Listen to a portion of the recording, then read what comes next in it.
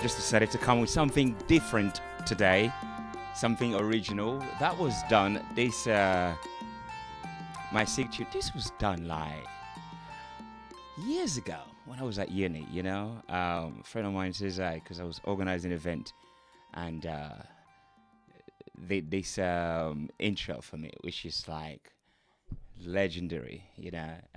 Love it. Welcome to the Fiti Fata show here on Fafferity Radio, your nostalgic station. Shout out to Jim Erikai. I think he's at the event tonight up at the Ritzy Semande, doing something there. So yeah, I think it's a presentation or a documentary, something like that. So yeah, shout out to Jim Erikai. Also to Ray London. Vibing with Ray, and brother was here today, Kai, doing their thing as always, playing one or two tunes that I really, really like and feel inspired about. So that's Ray London between 4 and 6. And we have Pastor Rob Willie talking about the beauty of grace here. Always one of our favorite listeners, Kilimanjaro, is always a favorite presenter here. But I'm here tonight with a brother of mine, and he's talking and walking with brothers, bringing up different issues that men don't hardly or, really talk about. And so he's here with me tonight, our brother Shakka Shombe. And so I'm going to learn more about it as well, because I get to know about it not too long ago, really. But he's feeling inspired to come on here on Fafferity Radio to express what they do as men. So we all get to learn as we go along. But firstly, let me play you one of Luciano track, Never Give Up. My Pride. So I want to welcome each and everybody across the 4 corners of the globe, because that's what we are. You can download us on Android and iOS.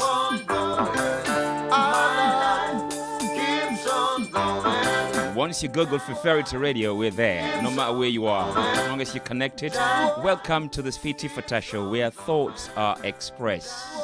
Let's go.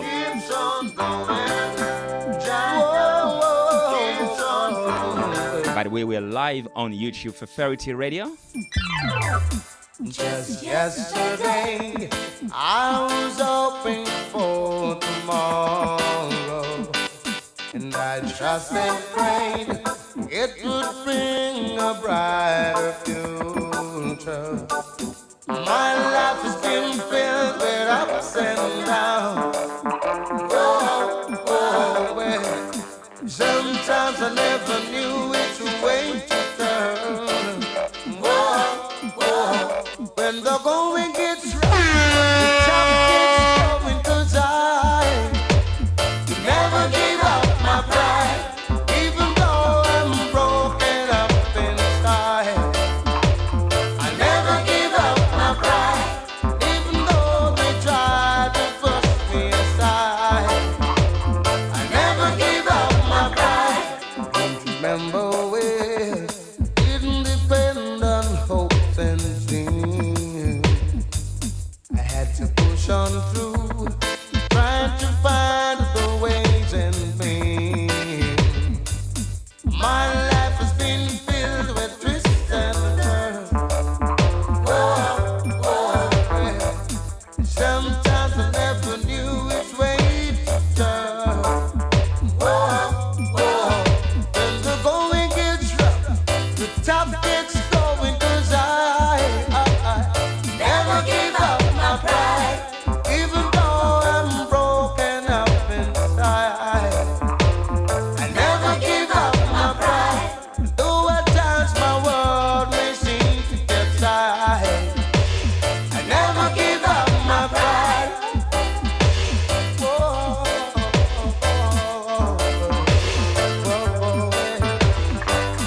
Trade winds keep on going. My life keeps on going. Jazz love keeps on flowing. So I never give up my pride, even though I'm broken down inside.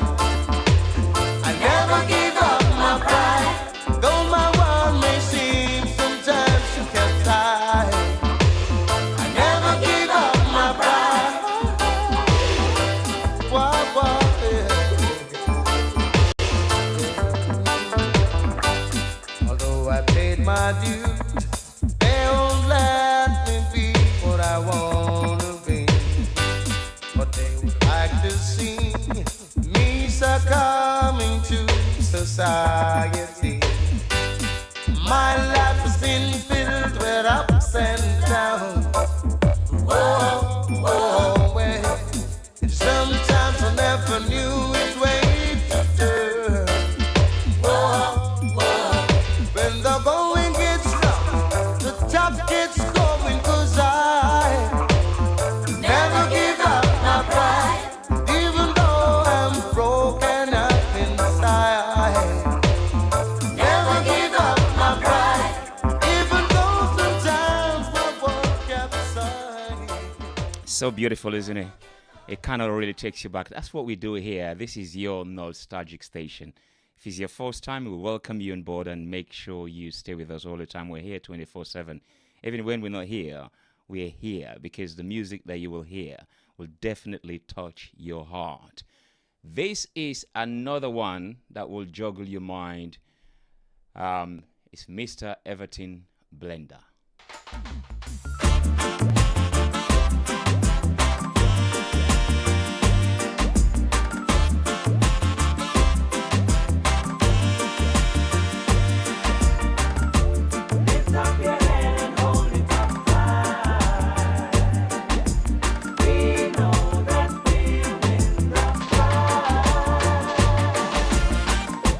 Time gets in order, still we striving for better, and we not gonna stop till the battle is won and we get justice.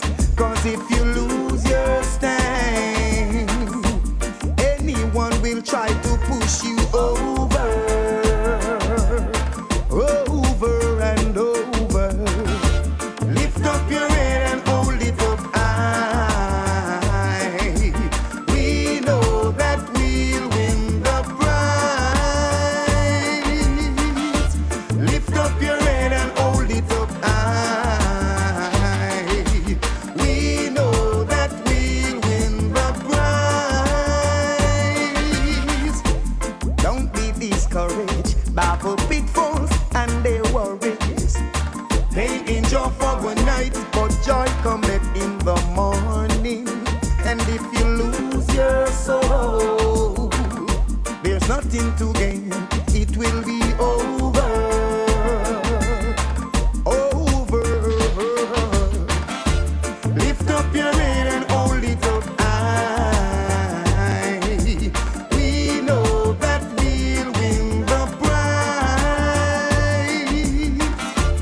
Lift up your head and hold it up high. We know that we'll win the prize.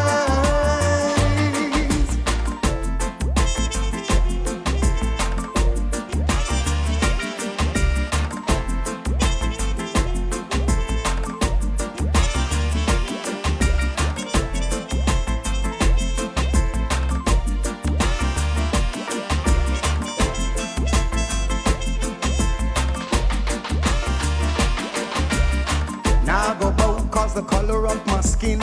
Now I go cheat because me want to win. Now see the crown and still no know the king. Now I see blessing and no blessing. 'Cause if you lose your stand, there comes someone to push you over, over and over. Lift up your head and hold it up high. We know that we'll win the prize. Lift up your head and hold it up high. We know that we'll win the prize. Time gets in order, still we striving for better, and we're not gonna stop till the battle is won and we get justice. 'Cause if you lose control, they'll send someone to run you over, over and over. Lift up your head and hold it up high. We know that we'll win the prize. Lift up your head. Sounds of Mr. Everton Blender. Lift up your head high. No matter what. I mean, times are really hard. Times are tough. you really gotta, you really gotta lift yourself up before even someone tells you to do so, because it's self encouragement, it's self empowering. Well, my brother is here, Shakka Shombe, and I know little, but I'm sure by the end of the 3 hours, you and I will know more. But before bringing him, this is one from the man himself, Mr. Curtis Mayfield.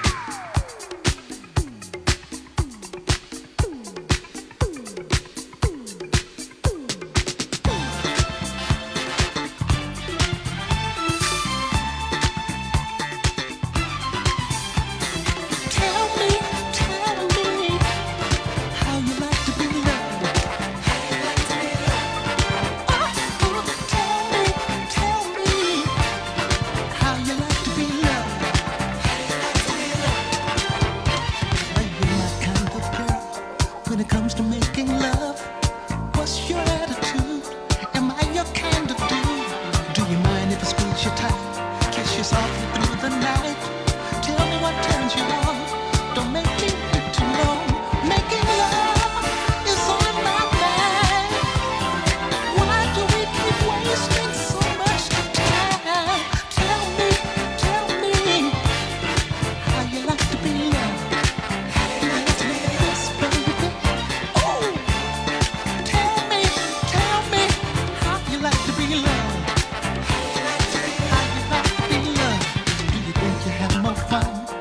Someplace one-on-one. Guess what I wanna do while I'm making love to you? Getting down by candlelight, kinda make the feeling right. Put a log on the fire, taking love much higher. Making love is on my mind. Why do we keep wasting so much time? So much time. Tell me how you like to be loved. Yes, baby.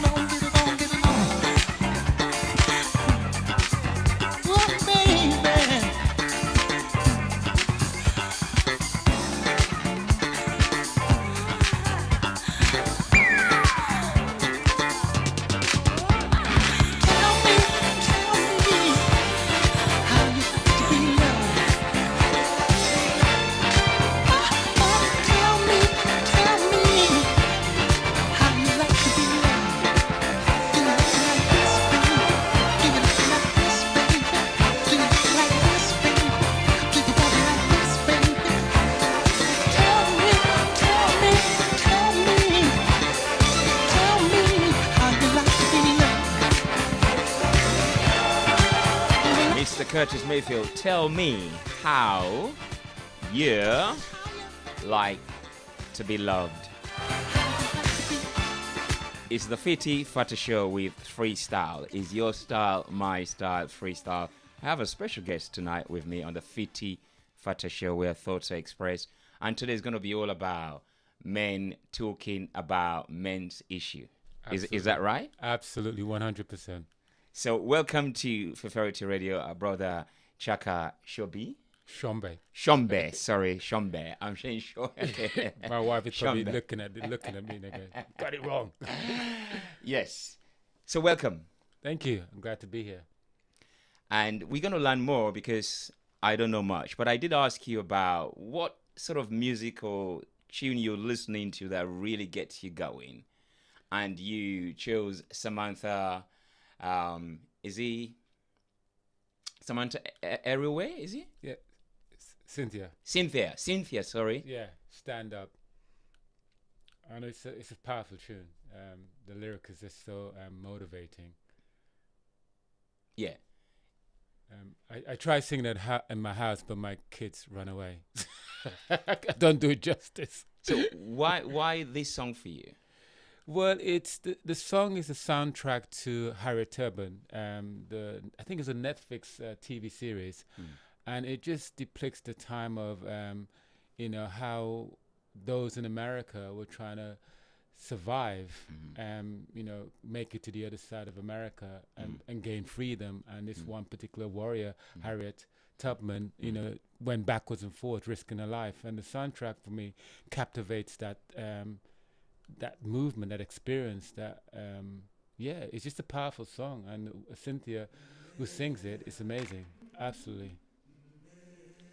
So let's listen to this, and then we'll come back and get more information about the project Men's Walk and Talk. I've been walking with my face turned to the sun.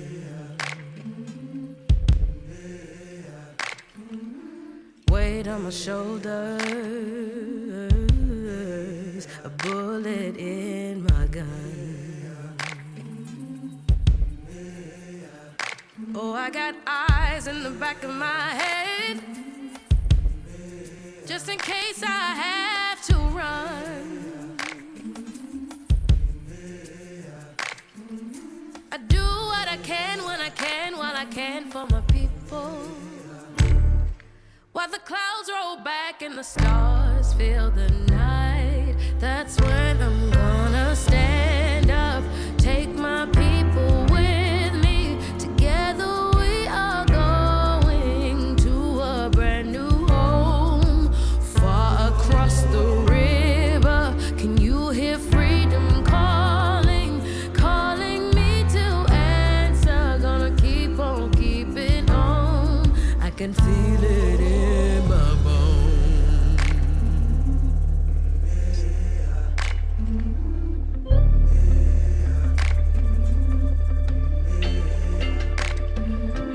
Early in the morning,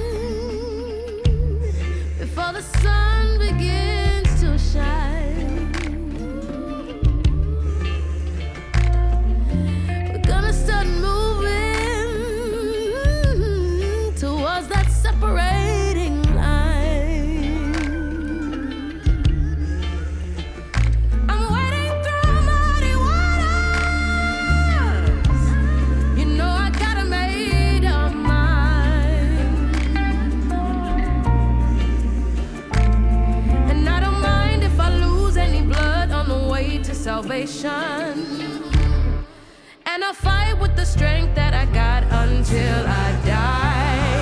So I'm gonna stand up, take my people with me. Together we are going to a brand new home, far across the river. Can you hear freedom calling, calling me to answer? Gonna keep on keeping on.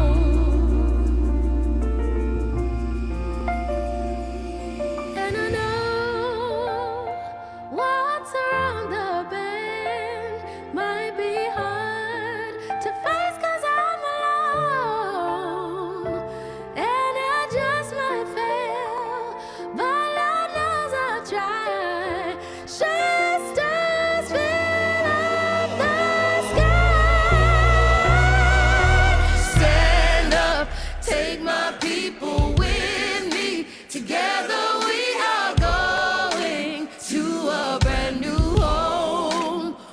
across the river. Can you hear freedom calling, calling me to answer? Gonna keep on keeping on.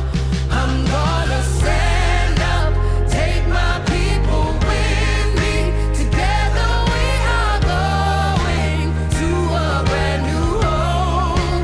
Far across the river, do you hear freedom calling, calling me to answer? Gonna keep on keeping on. I'm gonna stand up, take my people with me. Together we are going to a brand new home. Far across the river, I hear freedom calling, calling me to answer. Gonna keep on keeping on. I can feel it in my bones.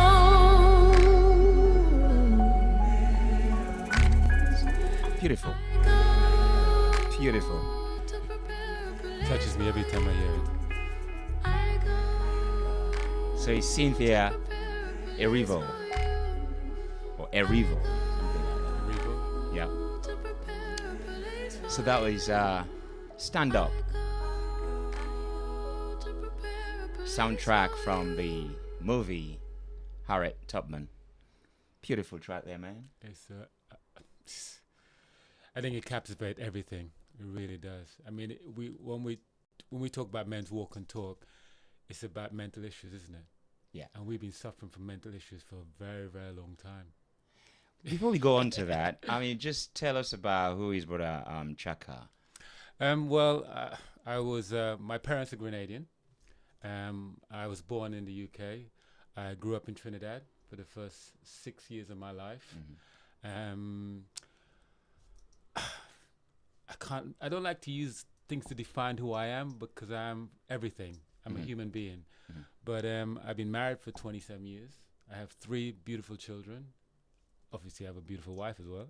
Of course. They make beautiful children, isn't it? Yeah. And she's been very supportive in doing the men's walk and talk, gave me the space to do it and develop it. That's me. I'm a trainer as well. I'm into fitness, not just physical fitness, but mental fitness and spiritual fitness. I think it all comes together as one. If we tie them together, we become a more wholesome human being. That's my opinion. So, born here, parents from Trinidad. My parents from Grenada. From Grenada, sorry. And I grew up in Trinidad. In Trinidad. They shipped me out to Trinidad when I was a kid. I didn't have a choice. Why not Grenada? What happened? You'll find that in most of the Caribbeans, I mean, I'm probably speaking quite a lot of Caribbean people here, is that, often they come up here with their children and then they ship back to their grandparents, aunties and so forth. And then at that point, my mum's sister lived in Trinidad. So I ended up spending time with my auntie, my mum's sister in Trinidad. So that's why I ended up staying in Trinidad For how long? From the age of 2 to the age of 9, 2 to 9. So that's, good 6 or 7 years. I have fond memories of this. When I was there, it was a beautiful country, flat, carnival. I still remember the carnival. Yeah, these are fundamental years, isn't it, in a child's life, 2 to 9. Absolutely. I mean, when you, first of all, I mean, when I was in Trinidad, there's only 2 seasons, right? There's rainy season and there's sunny season. Yeah. And I think one of the biggest shock for me when I came to this country was the cold. I'm sure a lot of people understand that coming from the Caribbean. That really, really shocked me. And I actually remember the first time when I saw snow. And I actually tasted it. Like you tasted an ice cream. I actually tasted it. Right. And I remember when my hands were so cold and I put it next to the heat, it started burning. I've never experienced that because I arrived here, it was in April, and that year it snowed. So it was it's a climate shock, and I think that's the first time in my life I realized I was black. To be honest with you, because I've grown up in the Caribbean, there's no, you don't. There's no issue like that. There's no issue, So these formidable years of your life, sort of like, would you say, kind of shaped you to be who you are now? I think absolutely. I mean, in a sense, growing up in the Caribbean, especially in Trinidad, I lived with my aunt and her kids. So it also shaped me because I also felt like an outsider because I was not with my family, my mother. And so I've always kind of had this sense of being an outsider. So coming to this country made me even more of an outsider. So in a sense, is it a positive or negative thing? For me, it's just a thing that shapes who you are. And the thing about that is just trying to identify it and seeing it and not going to sort of a traumatic role, kind of going around in that circle and doing repeated patterns that you're not aware of. So as I grew older, I started to be more reflective of stuff that has happened to me when I was younger, so I can change who I am as an adult. It's really really important what you're saying, because for most people who grow up, say, in Africa, that sort of formative years of their life, coming into the UK, you can say they're much more grounded. Absolutely. I think that there's a better connection, with something, a better connection with the land, with the people. And in the Caribbean, there was a sense of family. And also because I lived in D-Bay Road, Long Circular. If anybody's Trinidadian, they go, yo, I know where that place is. But D-Bay Road. D-Bay Road, Long Circular, Santa Cruz, and that kind of area. They kind of know what I'm talking about. Yeah. And so fond memories I remember is like one part of the hill, there'll be no electricity. And then one part is pure darkness. Getting up early in the morning and going to fetch water. It was like at 5 o'clock in the morning, you go and fetch water before you go to school. So in that sense, I kind of have this thing in me. I always get up early. Now I don't need to tote water anymore. I don't need to go and fetch water. And also in the Caribbean educational system, you had to pass in order to go to the next level.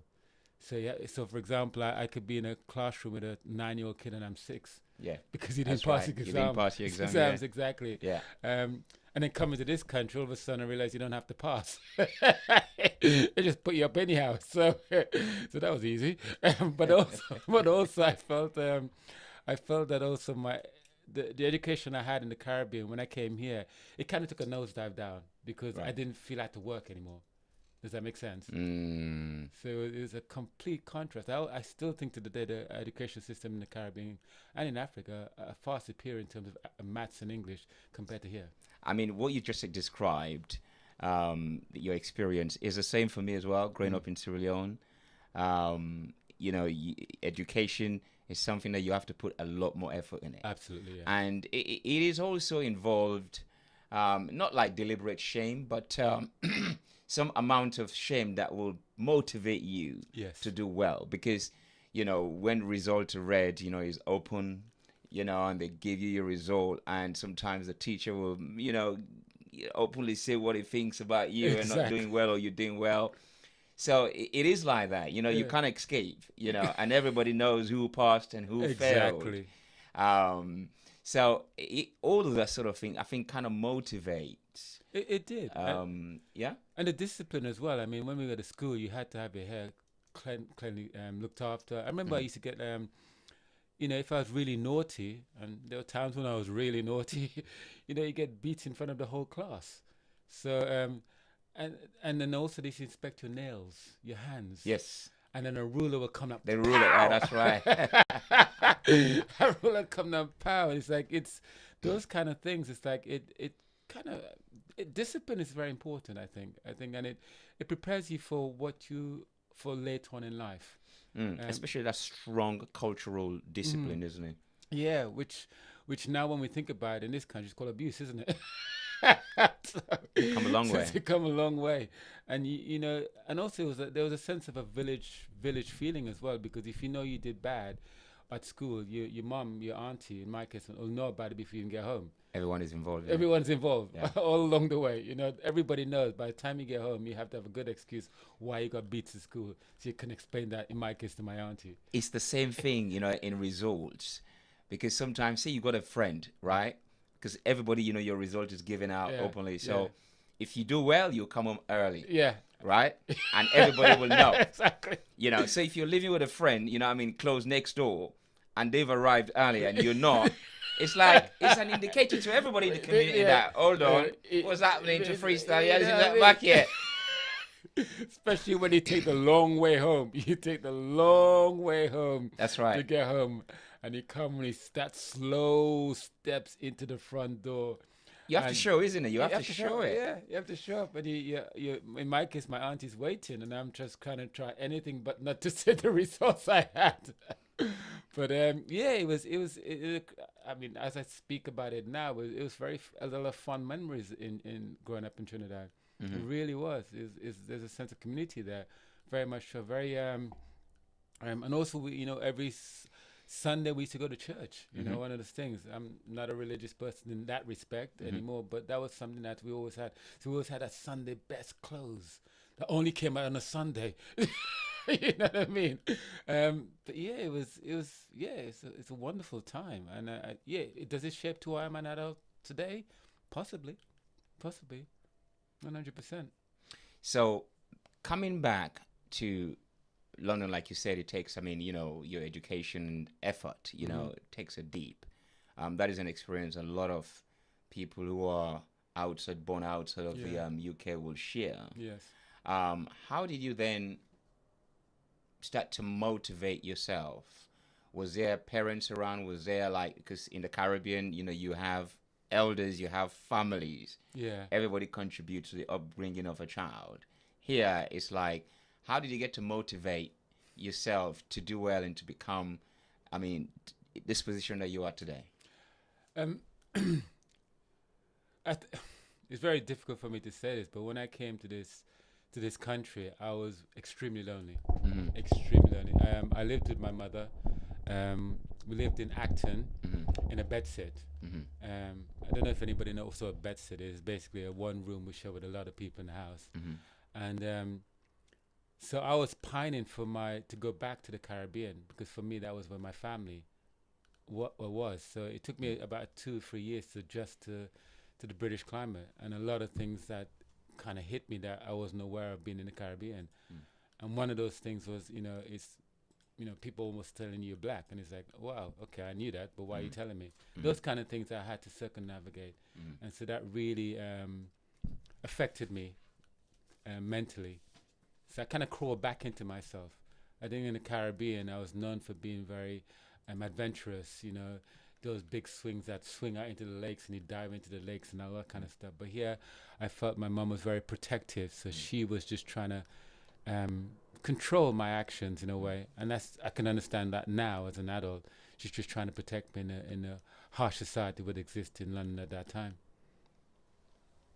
And that moment there describe also a moment for a lot of people, say over 40 and absolutely, and so, yes. Where coming back to a place where is culturally vibrant, the education, the discipline, the society, everyone is involved.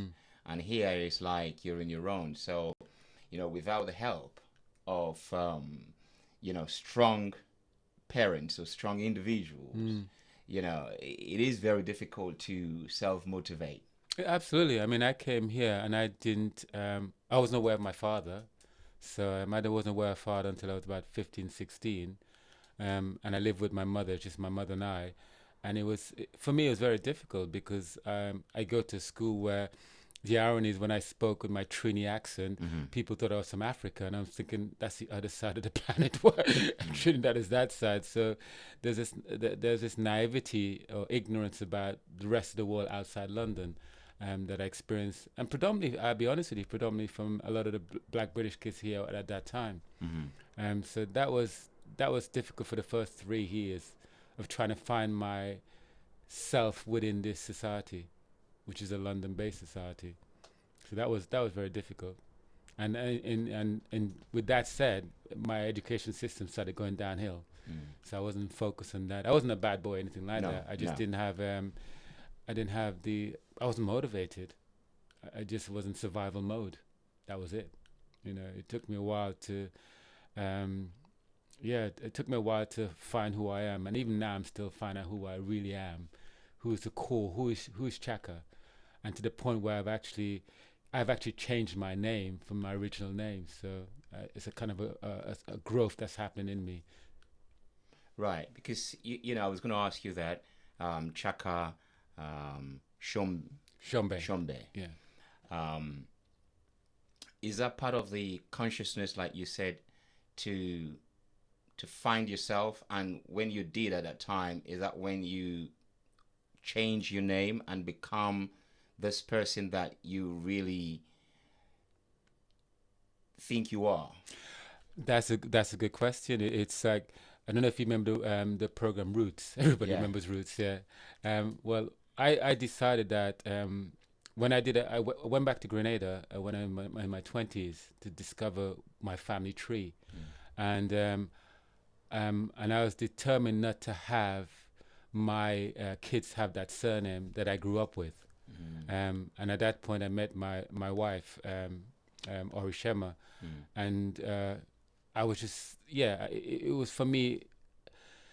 The funny thing is, when you come out of the Caribbean and you look back into the Caribbean, you realize the majority of us are descendants of slaves. And many of us, the names that we carry are slave names. And so for me, it was important that my children didn't have that name, they didn't have a choice on. That's why I changed my name. So my original name was Roger Ferguson. Okay. Yeah. So and then I discovered that the Ferguson name was a guy called Doggy Ferguson, who was an overseer, had 80-something kids in the Grenadian thing. And I even went back to see the woman who owned the plantation around that time. Right. She didn't want to see me. She thought I was gonna go back and ask for money or something like that, but she didn't want to see me. But yes, I was, you know, as I said, coming out of the Caribbean and you're looking back in, you're trying to figure out, okay, what's this history around the Caribbean? And then you start researching, start reflecting and try to think, is that the way I think? Is it because I'm in this structure where I have to think a certain way because I don't know any other way of thinking? So there was a search to find out who I am. And also, more importantly for me, it was about if I'm going to have children coming into this world, am I going to still carry that negative legacy that I've been carrying in myself? So it's very important for me to change my name and also change my attitude. So in terms of like, and I have to admit that's a lot to do with my wife. She was very much behind me on that as well. So that's so important, because my wife being from a Nigerian, it was easy for her to trace her family tree back 5, 6, 7, 8 generation. Was for me, it was only about 1, 2, 3, 4 generation, and then it goes into slavery thing, and it goes into this rape and all this kind of stuff. So there was no rootedness to who I am. Where I've noticed in my wife, there's more of a rootedness to who she is. She's Shakari, she's from the Bene tribe and all that kind of stuff. So that gave me a lot of reason to question who I am. I mean, it's so important what you said, because, you know, when we put things, because I always talk about perspective, you know, you see people change name because they think, well, likewise, that the name is a slave name. But the exceptional thing about you is that you went to Grenada, where your parents were from, and you did a research, went to the owner of you said the woman, Yeah. the Ferguson, and you were rejected. Yeah. Right. So I think that position itself gave you a much more reason, you know, to say, well, this name doesn't belong to me. I didn't until he mentioned it. I didn't actually think about it that way. I didn't. I just thought of it in the sense that the overseer, he actually died in just before the Second World War, and the fact that there were so many stories surrounded him in terms of like, he'll see a girl in the field and go, oh, look, I want to have her, and then I have to remind him that's his daughter. So for me, it was that there's a lot of trauma that reside in many of us, and I am first to admit that I'm part of that trauma. So for me, it was about starting afresh. But now that you mentioned it, that could have been a driven reason why I wanted to start afresh. Because the name Ferguson, I met a guy who actually traced the Ferguson name back to 5 BC, which is a Scottish name, which has a coat of arms. So I could have quite easily gone in that direction if I chose to. But I chose to go along the African direction, which is a few generations that my ancestors apparently came from East Africa, from Zanzibar, and there was a massive slave trade there as well that came across. So it's quite an interesting journey. So I had a choice, but I chose this side opposed to that side. I mean, you mentioned trauma, something that probably we can talk about with the men's walk and talk. Yes. But the reason I sort of like picked on that is the fact that you said when you came back, you changed not only your name, but your mentality, your way of thinking. Yeah, absolutely. So I kind of relate that to maybe feeling that sort of that sense of rejection at first hand, because it's not like you're told you were there and this is what happened. True. That absolutely. I think there's rejection there, but there's also rejection when you come to a country like this. There's a lot of rejections you receive when you come here.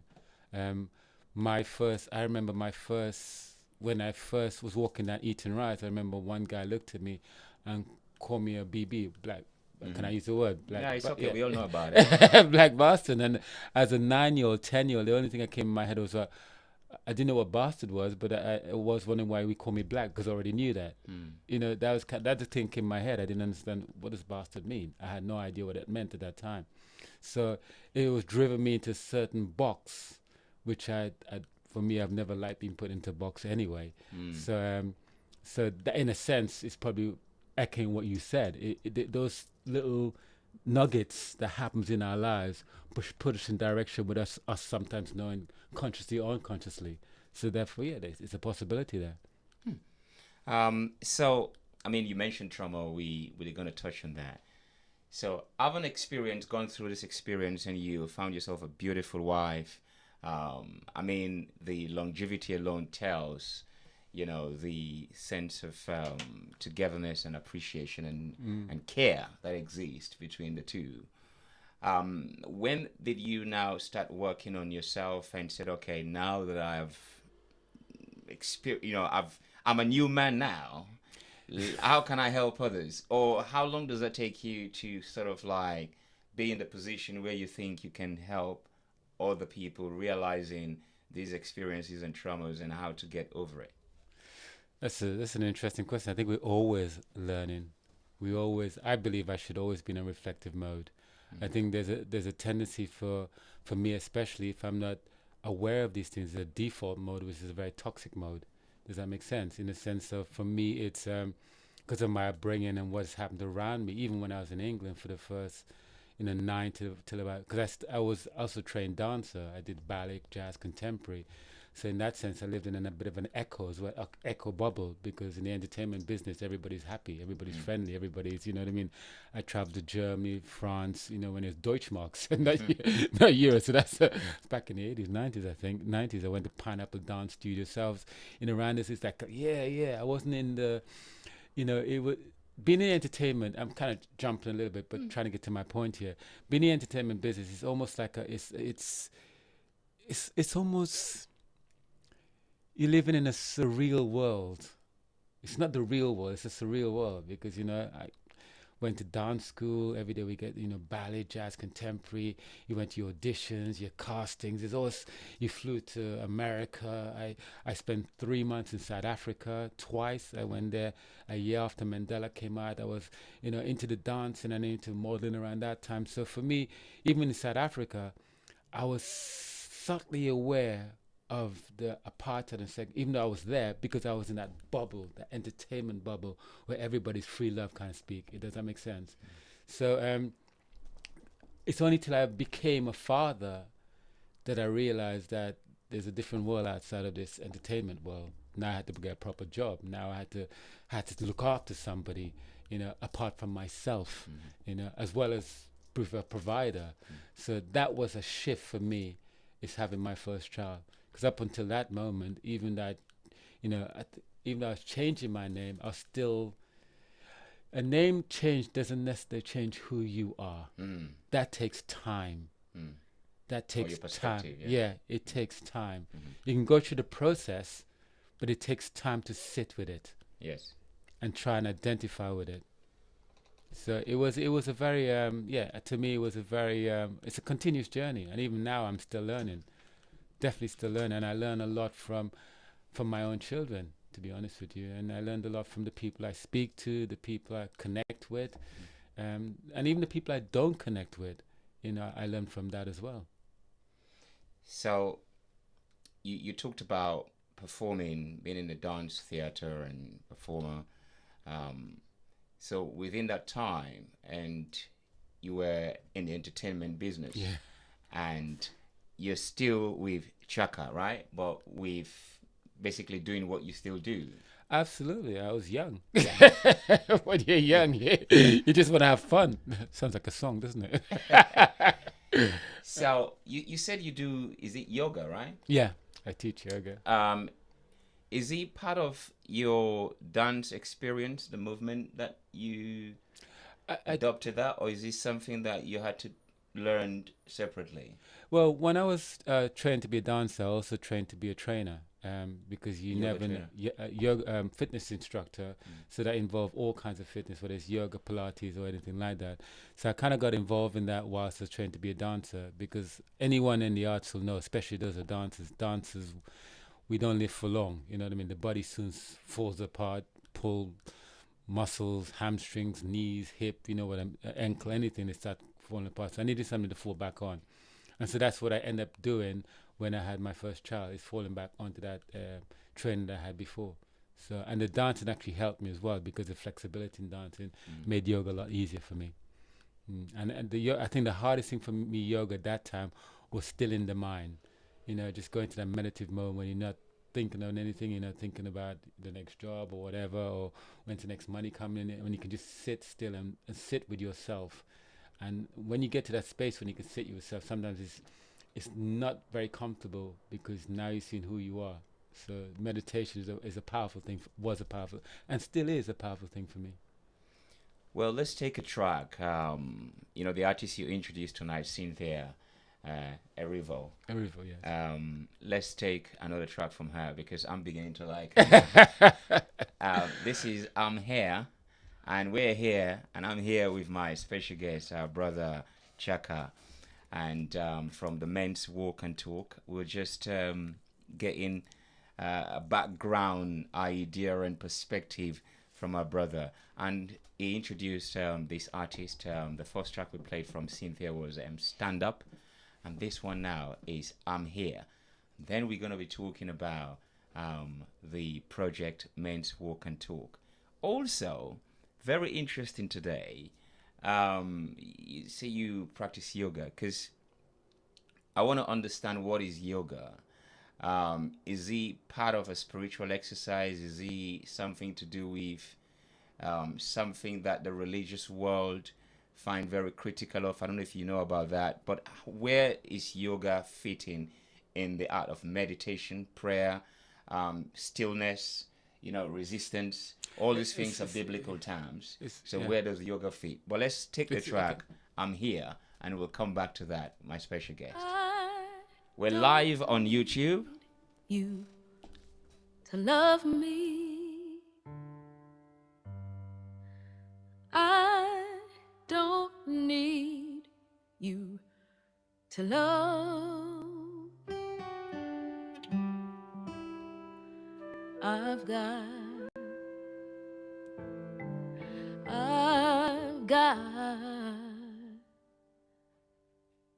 I've got my sister. I can feel her now. She may not be here, but she's still mine, I know. She still loves me.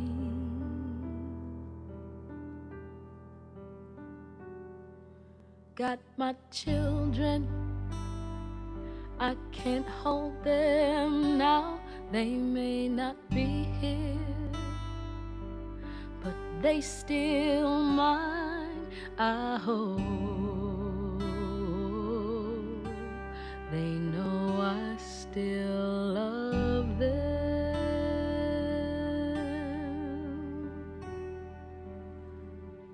Got my house, it still keeps the cold out. Got my chair when my body can't hold out. Got my hands doing good like they supposed to. Showing my heart to the folks that I'm close to. Got my eyes, though they don't see as far now. They see more about how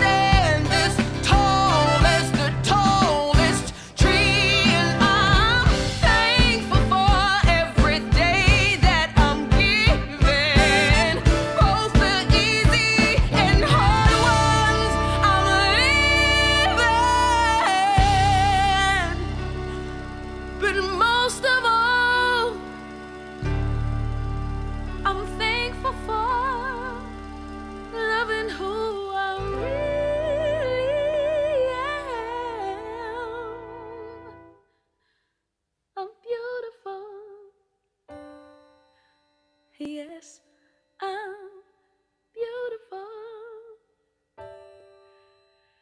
I'm here.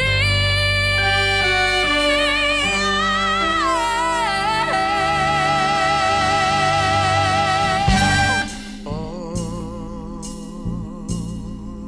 yeah.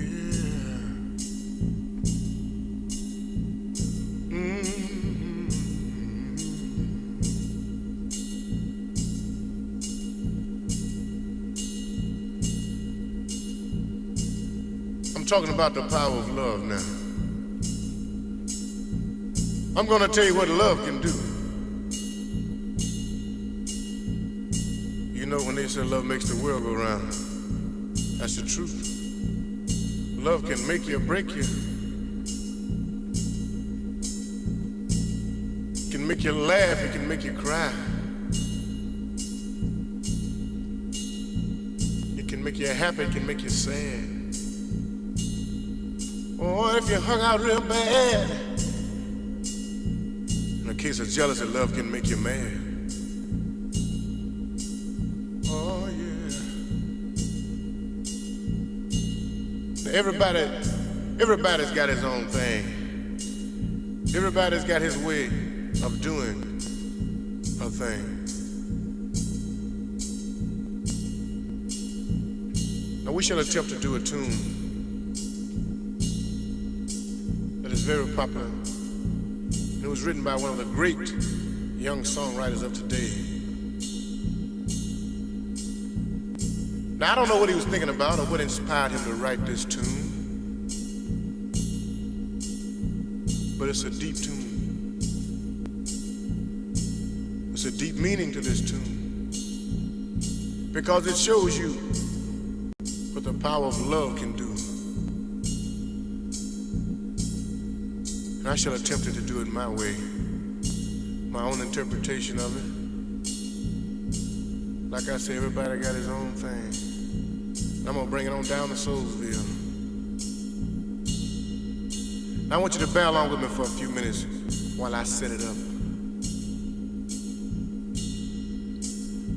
Now I want your imagination. I want you to travel with me.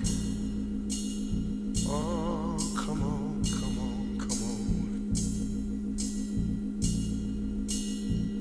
This young man was raised in the hills of Tennessee. When he reached the age of maturity, he moved to the West Coast. And he fell in love when he got out there to this young girl. Oh man, she was out of sight. She was bad.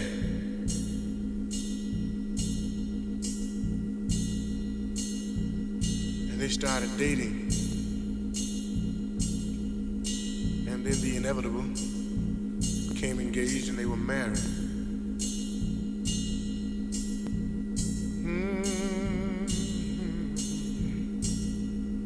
They were happily married. That's right, they lived in LA. Oh, the power of love was upon them. But you see, girls, I don't mean to come down on you.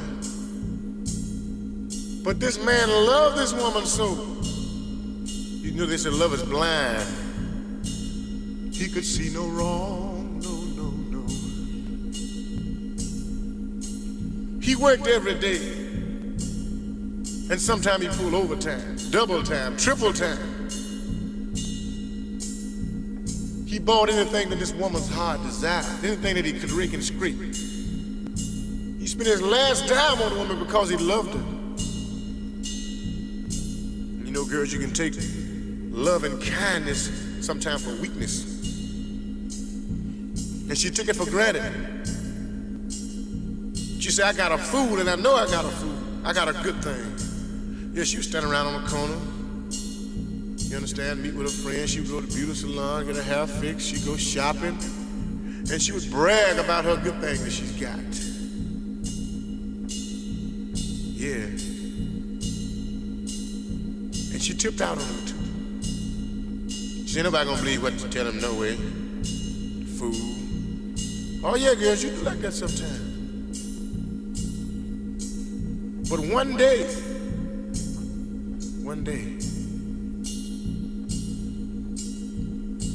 old boy got sick and he had to come home. I don't have to tell you what he found. Oh, it hurt him so bad. He said, baby, mama, why? That's all he could say. That's all he could say. He was hurt. But she said, oh,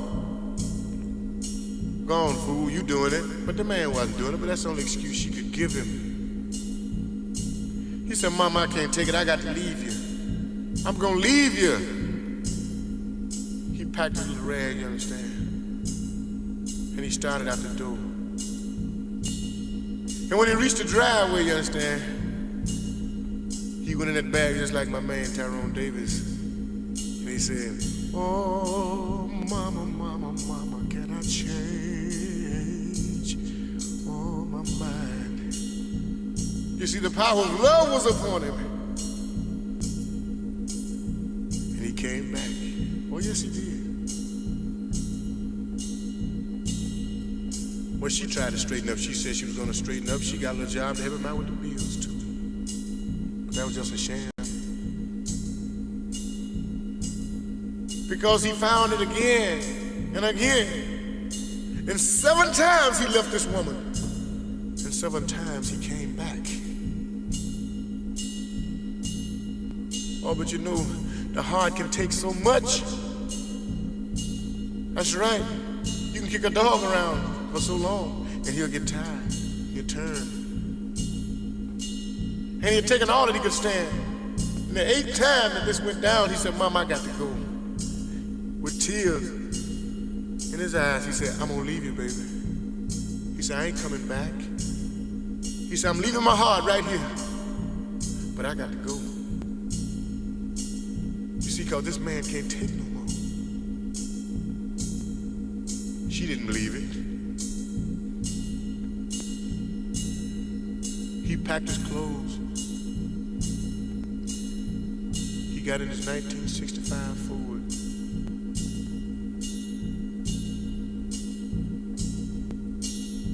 He started out. 3 times he started to turn back before he reached the outskirts of the city. But he kept on going. Oh, I don't want to go, but I got to leave you, Mama. And he was going down the highway. I guess it was around 3:30 in the morning. He could hardly see the road with tears in his eyes. That's right, he was crying. They were meeting on his chin.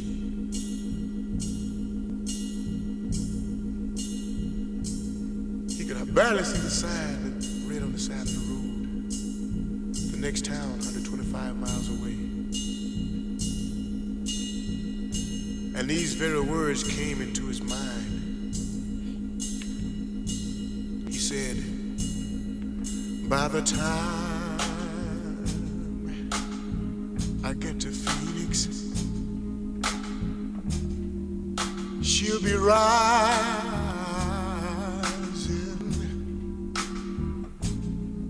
Oh, and she'll find a note I left hanging on the door.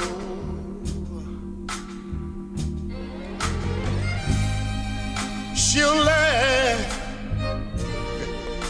when she reads the part that says I'm leaving. Yes, she will. Why? 'Cause I've left that girl so many times before.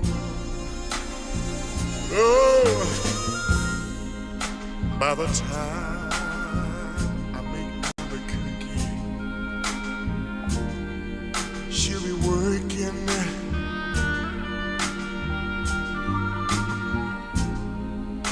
she'll probably stop at lunch just to give her sweet good thing a call. Oh, she'll hear, oh, the phone keep right on ringing and ringing and ringing and ringing, oh, and ringing off the wall. Mama, mama, mama, that's all.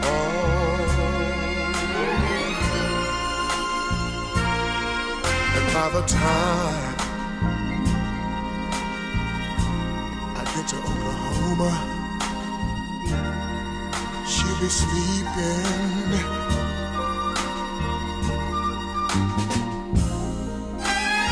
She'll turn softly in her restless sleep, call my name out low. Oh, then she'll cry just to think I would really leave her. But time after time after time after time and time again, I tried to tell her so, but she was a non-believer, and she didn't know, oh, that I would really go.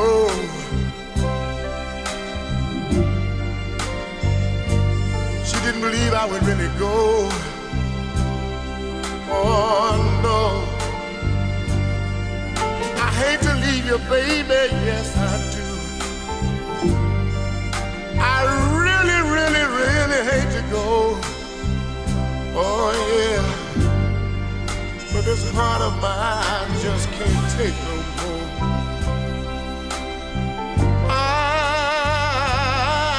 I've taken all that I can stand.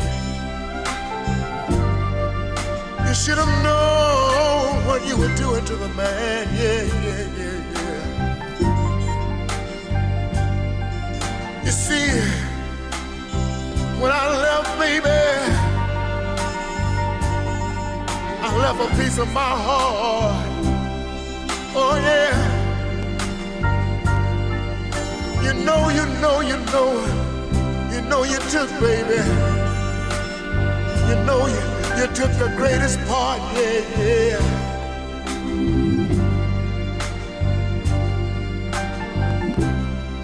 I don't know how I'm gonna make it, oh no.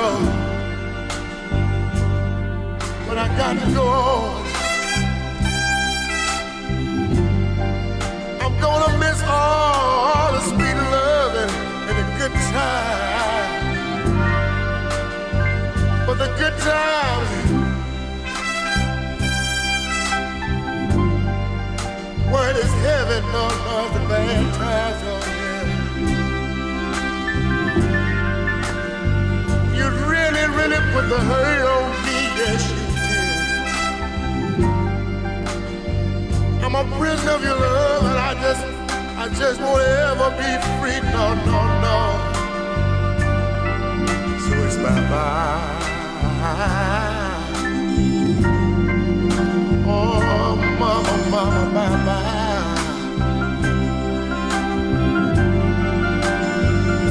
Oh, bye-bye. Oh, bye-bye, baby, bye-bye. It's too late for you to cry. He's gone, he's left. Eventually. You had it. Well, that was, that is the amazing Isaac Hayes. By the time I get to Phoenix, a beautiful story of a relationship. Can't get loose, can't cut it off, but eventually it's necessary, But on the other hand, has to be done, and it's done. you just kept me, oh, you kept me hanging. What a beautiful layout, orchestra, beautiful message. The storyline is amazing. You can check him out in your time. by the time I get to Phoenix, Isaac Hayes, how is that, my brother Shakka? Oh. I know you love music.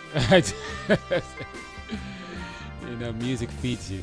That's all I can say. And guys like these guys, these man, they're just amazing. The music is so powerful. The lyrics is so heartfelt. You know, the stories.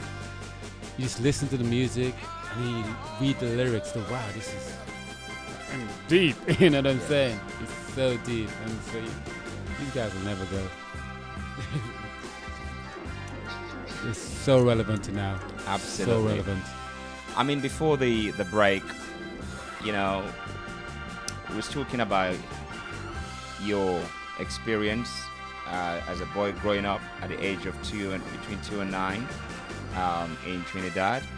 Parents are both from Grenada, and you were there, and you actually returned back to your parents' land in order to find yourself. And you realize that the name you're carrying, the son in Ferguson, check the land and the owners of that name, and you was rejected. So you came with that mindset to change not only the name but also your perspective. And you're being a dancer, traveling all over the place in entertainment business, and also practice yoga. You're a fitness coach. And we was talking about yoga because I don't know what is yoga and where yoga stand within the art of religion, social. What is it? Because it's full of meditation, but it's full of meditation, concentration, and all of these control as well of the body. And yet still, where does that sit? Because most in the religious term is something that is not looked upon as a way of helping one's body to recover. What's your experience in that? It's interesting you said that because I once went to I'm going to take a little bit off to sun. I'll come back to the yoga. I went to a church recently in Herne Hill.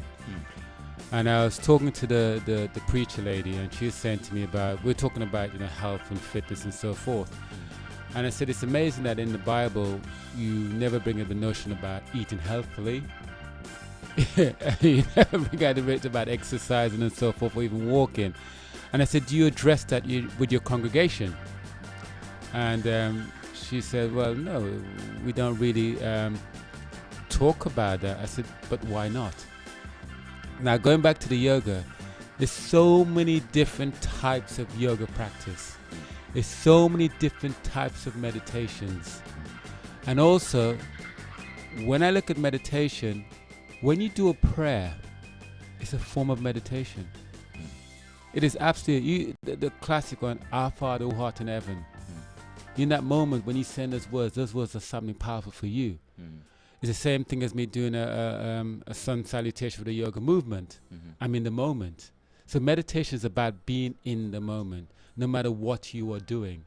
Whether you're in church, doing a prayer, or whether you're trying to still your mind. It's about being in the moment. And there's always this thing. I mean, I remember my mother, for example, she's a staunch Catholic, and I have nothing against Catholics, so don't have a go at me, but she was anti-yoga, anti-meditation. And now, I mean, before she was ill, she started doing yoga because she felt she needed to be more supple and flexible and so forth.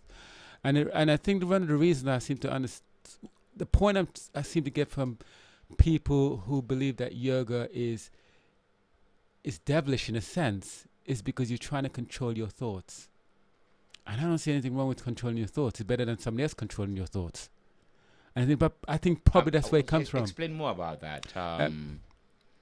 There's a sense that when you're meditating or when you're doing yoga, one of the common things I hear from deep religious people in terms of people who think yoga is evil is because people are trying to control their thoughts, their own personal thoughts. Right. Whereas in religion, and anyone can, tell me otherwise, I'm willing to listen, it's about being connected to God. And when you're meditating, people assume you're not being connected to God, you're connected to yourself. Then my question is, where does God reside? So for me, meditation, God resides within me. So for me to connect it to my God or myself, I feel meditation is the best way for me. And it doesn't necessarily mean me meditate in terms of sitting in lotus position and going whatever. It could be literally walking down the street and being in that moment. You know, listening to the birds singing or smelling the beautiful flowers around you. Or today as I came out, feeling the change of the temperature, you know, or the leaves or the beautiful colors in autumn. You know, that's meditation. And that's being in connect to the environment or to society or even talking to people. That's a form of connection. That's a form of meditation, active listening. And so, and I think that's you know, that's from my own personal experience, and there's no scientific value for what I'm saying. But I think when it comes to religion seems to think that you need to be more connected to something greater than yourself in terms of a God outside of yourself. So so being connected with yourself is seen as wrong, where I think for me, being connected to yourself has been a positive thing. Right. I think I could be wrong. No, I'm kind of like trying to figure out. There's a part in the Bible, isn't it, which it says, "Lean not on your own understanding." I don't know if it's some kind of chapters like that or phrase or verses like that that they rely upon, because it says, "Lean not on your own understanding." But again, so what are the benefit then for yoga? I mean, what sort of like distresses does it help within the body? Well, yoga actually, when you yoga and meditation actually learns you how to breathe properly. So it's a calming effect, which serotonin and all this kind of comes out and it floods your body. It's a kind of happy pill, so to speak, and that allowing your body to relax and to activate your breathing and so forth. And it's a rhythmic kind of thing as well. It calms you down. And there's nothing wrong with being calmed down. And there's a lot of studies to show that people suffer from depression, anxiety, meditative breathing helps calm them down. So the scientific behind that is quite powerful. And that's why you see mental well-being is a major thing in our society right now. Meditation, yoga. Even yoga now, I remember like 15, maybe 20 years ago, you would not see a yoga practice in a church. But now the churches, you're seeing yoga classes in churches. So there's a shift that's happening right now in terms of blending. We can't just rely on one way. We can try many ways. There's many options out there. And it's how you use that option in itself.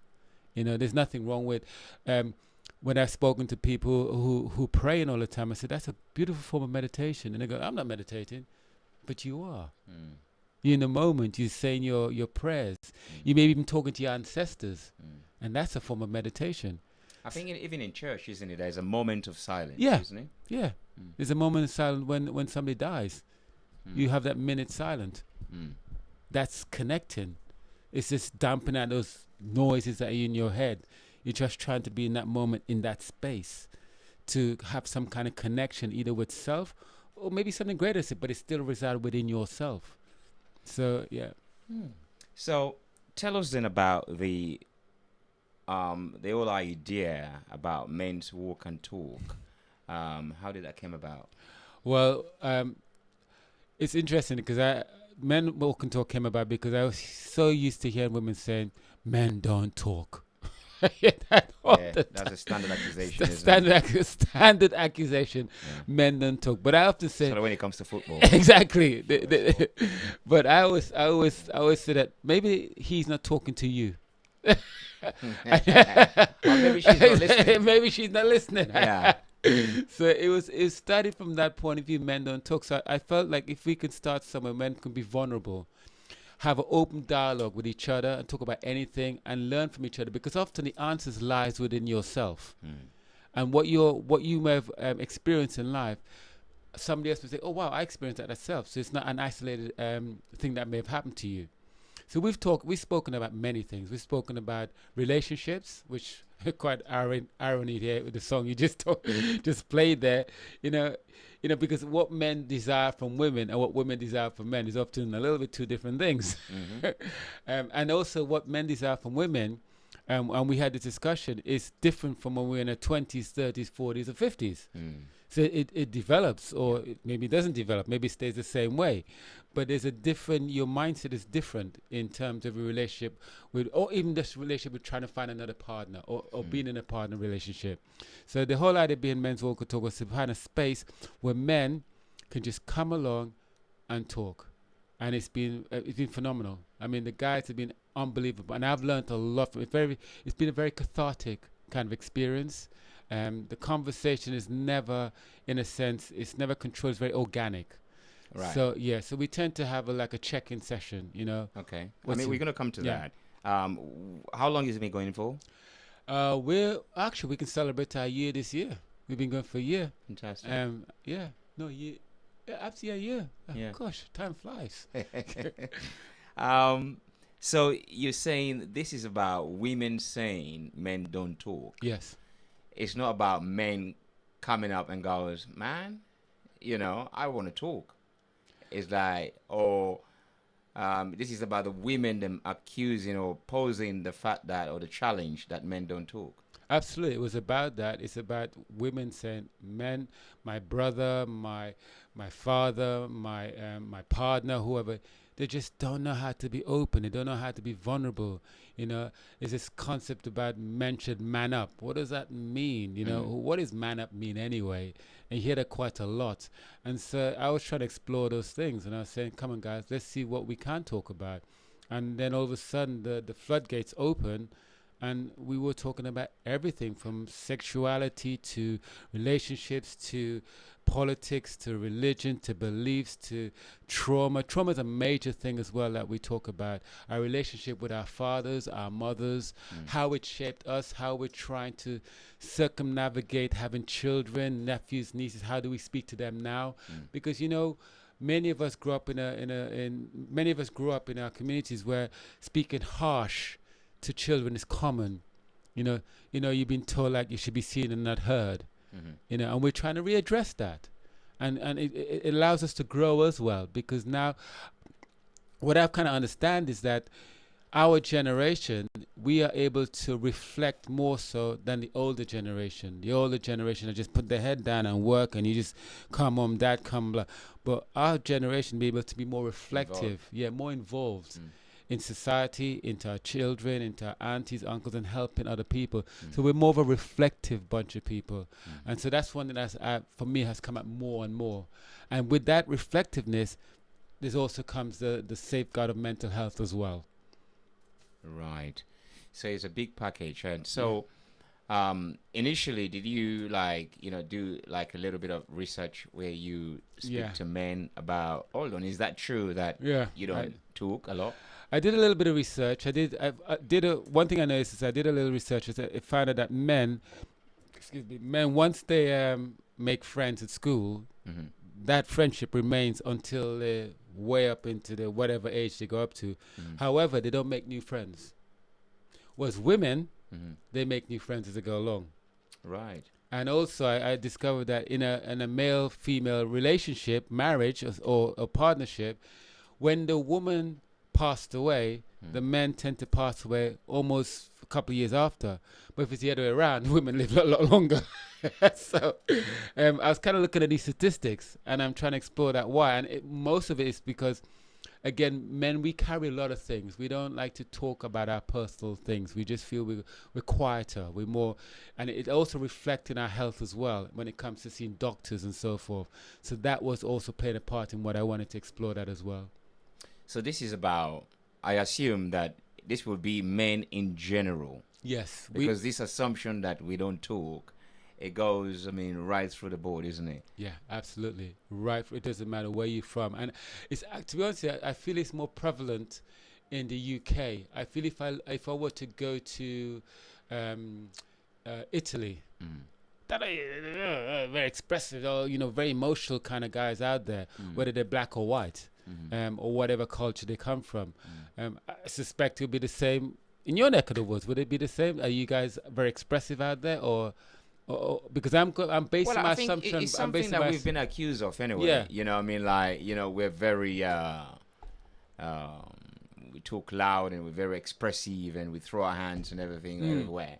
So this is something that, in terms of that expression, is that what you're saying? Yeah, I mean, in terms of, for example, you're from Sierra Leone. Yes. Do you have deep conversation with other men, or is it just a superficial thing? Let's talk about, I don't know, let's be generic. Let's talk about, I don't know, football. Let's say football there. Or do you have, or is it just prevalent within the British, the London or British culture? Because the British culture is very offish, and we take on that offishness. Even so far as part of the Caribbean, so is it the same in Sierra Leone? Do you have deep conversation? Do you talk about relationships? Do you talk about those kind of things within your circle of male, especially in Sierra Leone? Yes, I would say, because there are settings that allows one to do that. Say, in school, I remember, like in secondary school, from like say 13 or so, we do have like Thanksgiving services. Yeah. So Thanksgiving services when all, you wear your ceremonial uniform and you go to church and you parade through the street, come to the school, and then you disperse and, friends and family, everybody gathers there. So you're interacting with male, female, and talking about all sorts of stuff, and we have prize giving as well. So all of these occasions, and we have sport days as well. So all of these, you will talk about girls, you will talk about, that love thing, you would talk about everything, so it allows you to open up. And also, I think, for our parents, we see the men mostly in the evening. You'll find that mostly like weekends, but most in the evening, they will gather together in the pub. And, you will hear things that your father will say at home. And you pick up all these,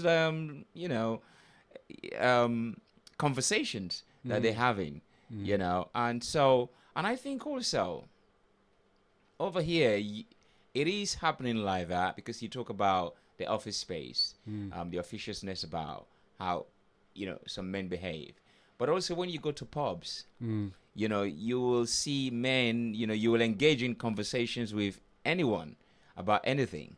I think that's an environment that provides provides a space for men to express. So unless you're not a partaker of those spaces, then it's like going to football matches as well. Men are allowed to express, talk about everything. After football match, you'll be walking with somebody you've never met, and you're talking about something that you're both interested in, and sometimes leads to something outside of football as well that you're both interested in. So is that your experience, or is that what your experience? Yeah, is? that's my experience. Okay, like of these places. That's what I'm saying. Unless you're not partaker of that. Because those spaces allow you to express yourself within the activity of those spaces, and also build up a relationship with somebody you never knew.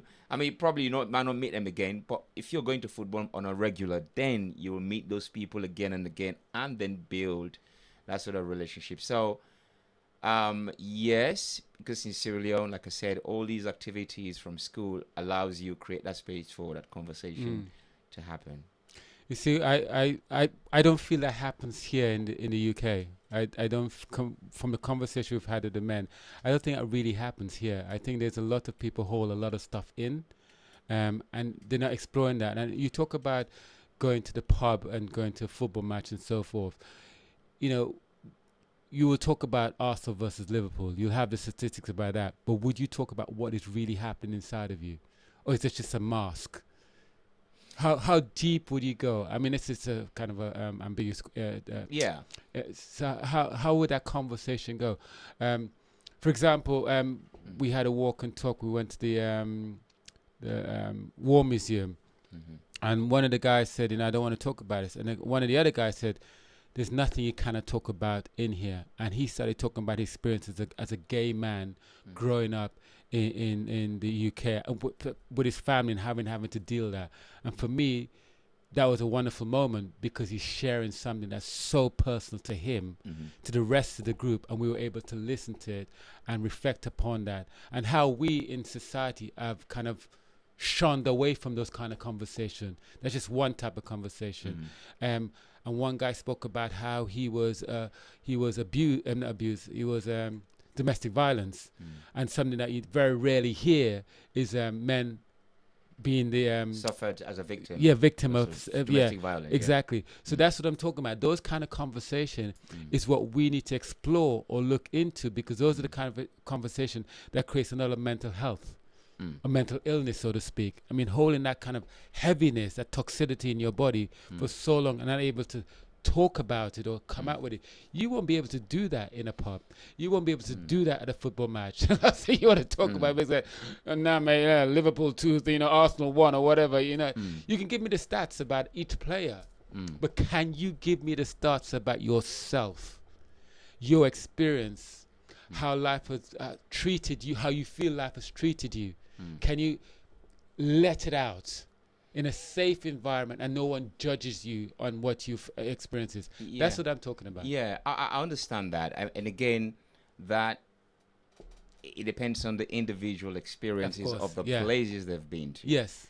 So if you are a pub visitor or you go to pub, most likely you will sit, or stand alongside someone you've never met. Absolutely. And We're then- talking about in the UK here. In the UK. Yeah. And then conversation will start. Anywhere. You know what I mean? Football, for example, I remember Arsenal player Xhaka, who is doing so well now. A few years ago was very, despondent with the team and threw out his shirt and the armband, the captain armband on the floor. And so everyone thought that was it. It's done. And with that sort of incident, different sort of conversation came about. Exactly. And you are, and then you can relate that to part of what is happening to not just men in football, but also about fans and the behaviors, and also the behaviors, so those behaviors of fans can also lead to maybe their personal experiences of where they. So I think from one conversation was spur, but again, it's like, if you're not part of these places, or if you're a shy person, because I've been to places where even like music event, you're there, you're enjoying the moment, you're enjoying the artists, and everyone just in that moment, you can talk about loads of stuff. Like for example, yesterday, coming from an event in Wood Green, and on the train, there's this lady just came up to us and goes, "Oh, can I ask you a question?" I goes, "Yeah." Sort of bizarre question. "How old do you think I am?" I'm like, "Raw. What's that?" So you can imagine that. Yeah, a complete stranger. Yeah. You're asking me, you're putting me in that position. Yeah. So I don't know, because I've been there before where, as Africans, right? If somebody asks you how old you are, if you said you're much older, it's a pride, it's a dignity in it. You kind of feel like, this is like an elder. Yeah. So I've had that experience before a long time ago. So I'm like, no, I'm not getting involved. Especially when it comes to women, you don't want to do that. So I thought, well, I'm going to go to the least, the least denominator. So I said, 25, right? 25. And she goes, "Come on, you're joking. Just say it. Don't." I go, So I'm very cautious of that. Yeah. Apparently she was in her 40s, but we said like 35, another friend as well said, 35. And she's like, she was very happy. She went back to the husband and says, "Guess what they said?" So conversations like that, it happens in a much more bizarre and strange way. And, that can lead to so many conversations. It's like, "Oh, where you guys are from? Where you going tonight?" Because it was Halloween and everyone is celebrating. So I think it does take place. But again, I think what men don't do is emotionally express themselves of how we truly feel. And that's so we tap into. I mean, one of the guys said, because of this men's walk and talk, I'm able to deal with things a lot more. This is not therapy, but it is therapeutic. Okay, yeah, I'm able to deal with things a lot more differently than I normally would have, because it's trying to identify our behavioral patterns. I think that's what it boils down to, is trying to identify those behavior patterns and be reflective upon them and seeing how we can make change within ourselves. That's the process of change for me is an ongoing thing. It literally is an ongoing thing. And I think with the men's walk and talk, I'm always leaving there thinking to myself, wow, I didn't think of that. Maybe we should explore that a little bit more. How deeper can we go with this? How can we tap into this and learn more from it? Because often a problem, and what also I'm understanding as well, when any particular guy comes with any kind of something that's on his mind, you'd be surprised how many other guys have that on their mind. That's right. But nobody brought it to the forefront. Yeah. And I think for me, that's powerful in itself. Yeah. And so with the men's walk, and also because we go in different spaces, we go to museums, we go to park, green spaces, concrete spaces. It's about, also for me, it's about getting men, especially black men, in spaces where they don't normally go to. That's so important, especially in the UK, especially here. So, you said you've been going on for a year now. Yeah. When it started, walk and talk. So, what happened? How is the program of, when is this? Is this during the week? Is this during the day? How do you guys decide? And what sort of topics? Is that sort of pre-hand determined, or it's just all happen organically? You ask me a lot of questions in one question. We usually have our walk and talks on a Sunday, and what tends to happen is that I'll go out, I'll have a scout around, see where we can go next. For example, the next space we're going to will be at the V&A, where we're going to see the African fashion exhibition, and then obviously have a conversation around that before we went to the V&A again, but we went to see the masculinity thing and talked about what does that mean. We end up talking about a man bag. What's the difference between a handbag and a man bag? All that kind of stuff. So it's just to evoke those kind of things and to question how we're thinking. And I think that's so important.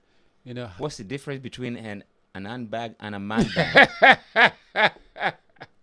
Well, that's quite interesting. Exactly. Because there's an article I wrote, about handbag, referring to the children. Yeah. Because years ago when, there was a situation between me and the child mother, it's like, I've never experienced that because it was my first son, where it's like, oh, you can't see your son.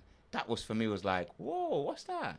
So I didn't know that was a common theme, really. Yeah. It's a quite easy thing to say, and I was doing a lot of research with men, asking them about, their experiences. And mostly it's like that. They can just decide, all of a sudden. So I realized that what happened with fathers and their story, these women, because they have actually, spitefully put an embargo, what they will do, they will take the child wherever they go. Yeah? Wherever they go, whether it's a male child or female child, that child will goes. Yeah. Just because of just in case the father turns up, so it becomes, and an handbag. And you can kind of understand. I mean, you kind of touch on something again, which is access to your children. And you kind of touched on again. That's something we've always spoken as well. I mean, there's a lot of men out there who haven't got access to their children, and I think what I'm trying to do as well, and I think the men are trying to do as well, is debunk those notions that we don't care. We do, and I think, and also the fact that I think, in terms of children, children is your future. They carry your genes into the future, so it's not just. So our connection with our children is so important. And sometimes when a relationship is broken up, and we don't know the full story about whether, the woman's been spiteful or the man decided, you know what, I don't want to see my kid because it's going to have a go. There's all these kind of things that are happening there.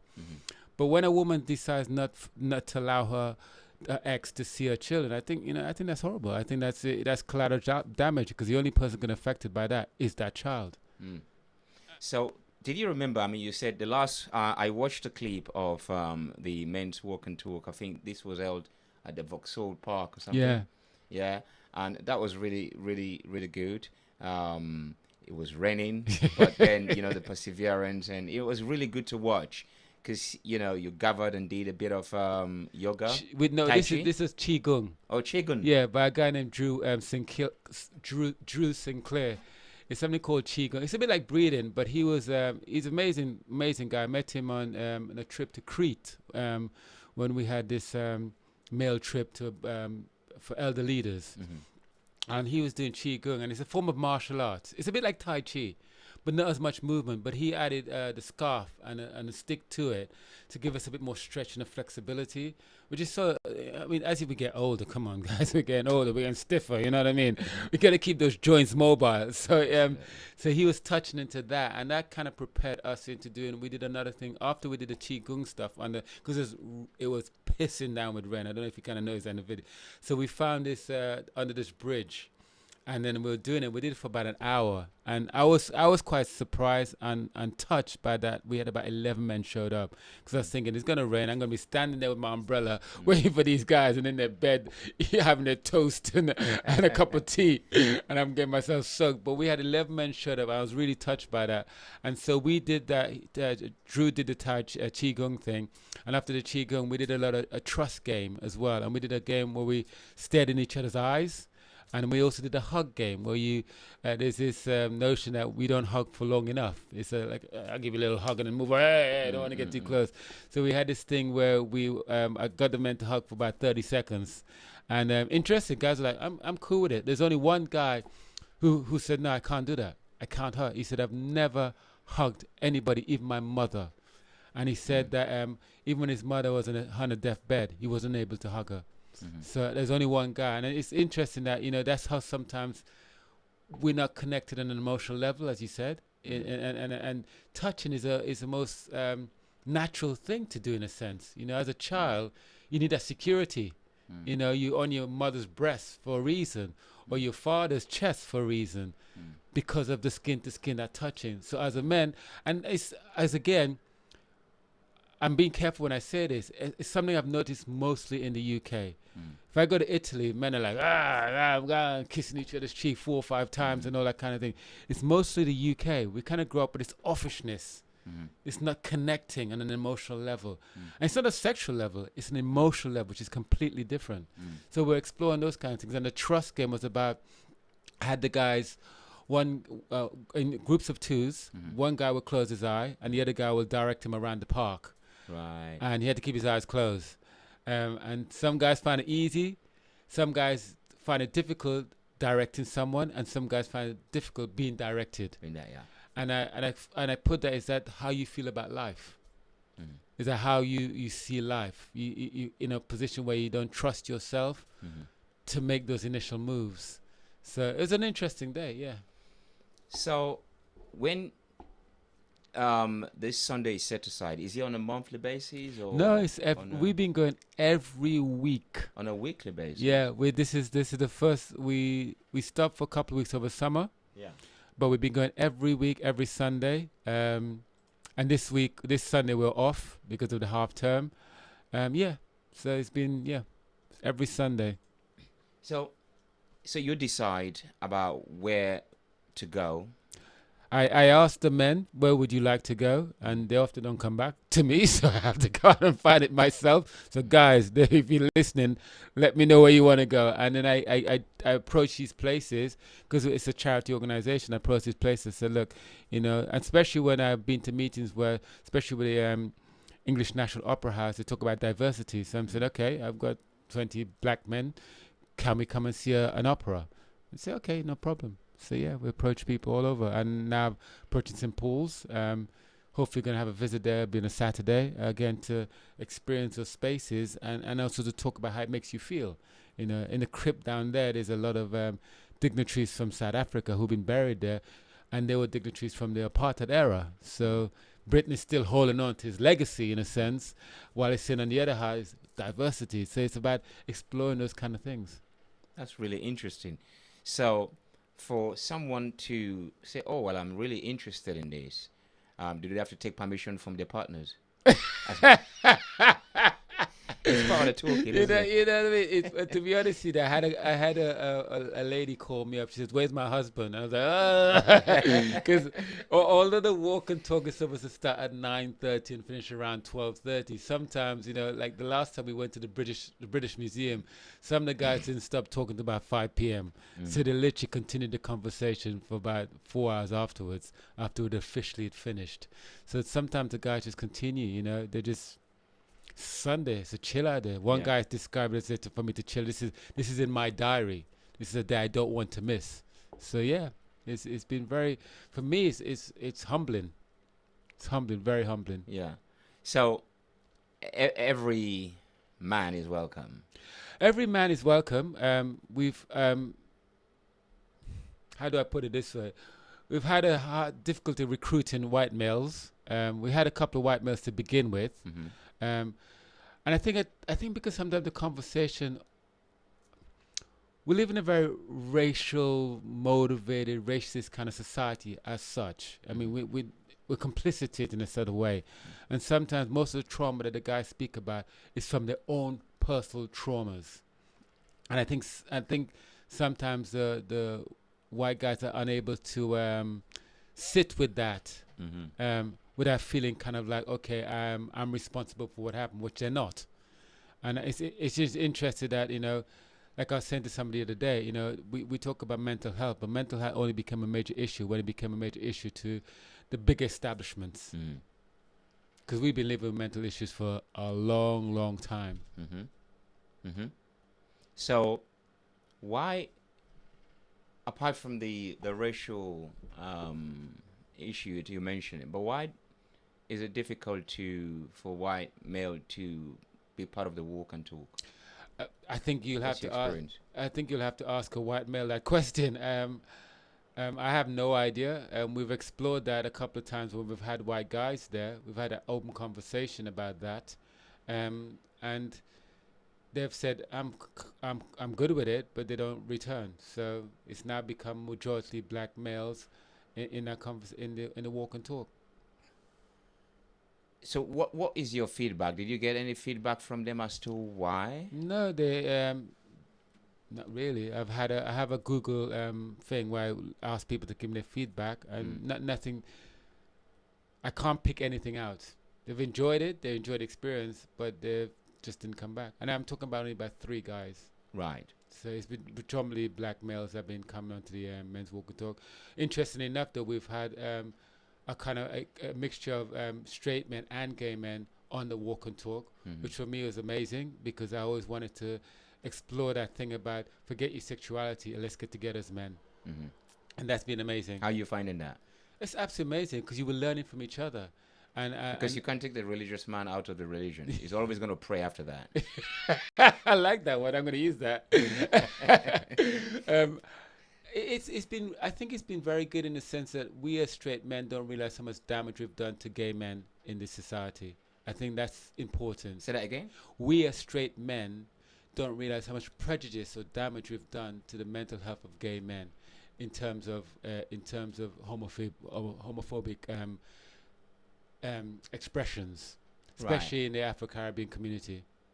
Right. I don't know. I mean, if I can challenge that, You can. because You in may. terms of damaged, how much words can damage one? That is another thing because you just mentioned earlier on that when you arrived here you know nothing about being black, and then the word bastard as well. Yeah. And I'm sure there's a lot more. Yeah. But you are here helping men to deal with other situations as well as that. Okay. So the word damaged, I'm trying to understand it because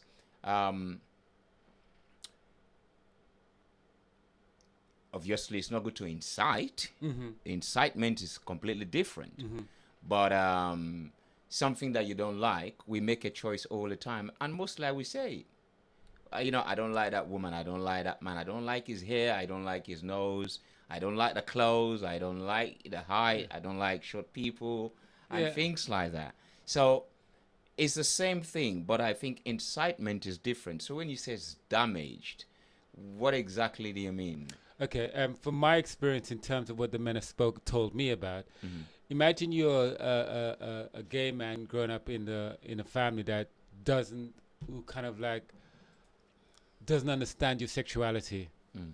castrates you from the family, and you come into society where being not only being black and gay, but is also another. It's you can't go to your fellow black men for support because they think you're something different from who they are. That's what I'm talking about. Complicit to the whole system that we are governing about. Mm. So it's not just about I don't like the color of your hair, or I don't like the color because you're short or you're woman, female. It's not. It's a little bit more deeper than that. We can't trivialize people's feelings, how they felt they've dealt growing up. Especially, I can only speak about the UK, and even some of the guys talk about being in Jamaica.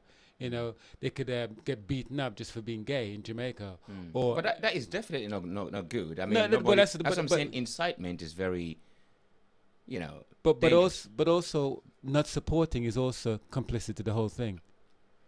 I mean, I'll give you another example because there are behavior that are complicit with a group of people. Mm-hmm. It's like, you got a children, I got a children. Yeah. So if they come home with a certain behavior that is not complicit of the one that you knew, then it becomes a strange one.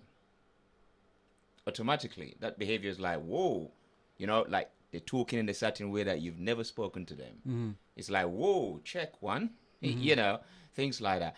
I remember a friend of mine, because when you come into my house, you take your shoes. That's just what it is. Yeah. So he came and he goes, oh man, I can't do this, I don't think I'll come to a house anymore. That's the choice that he has to make.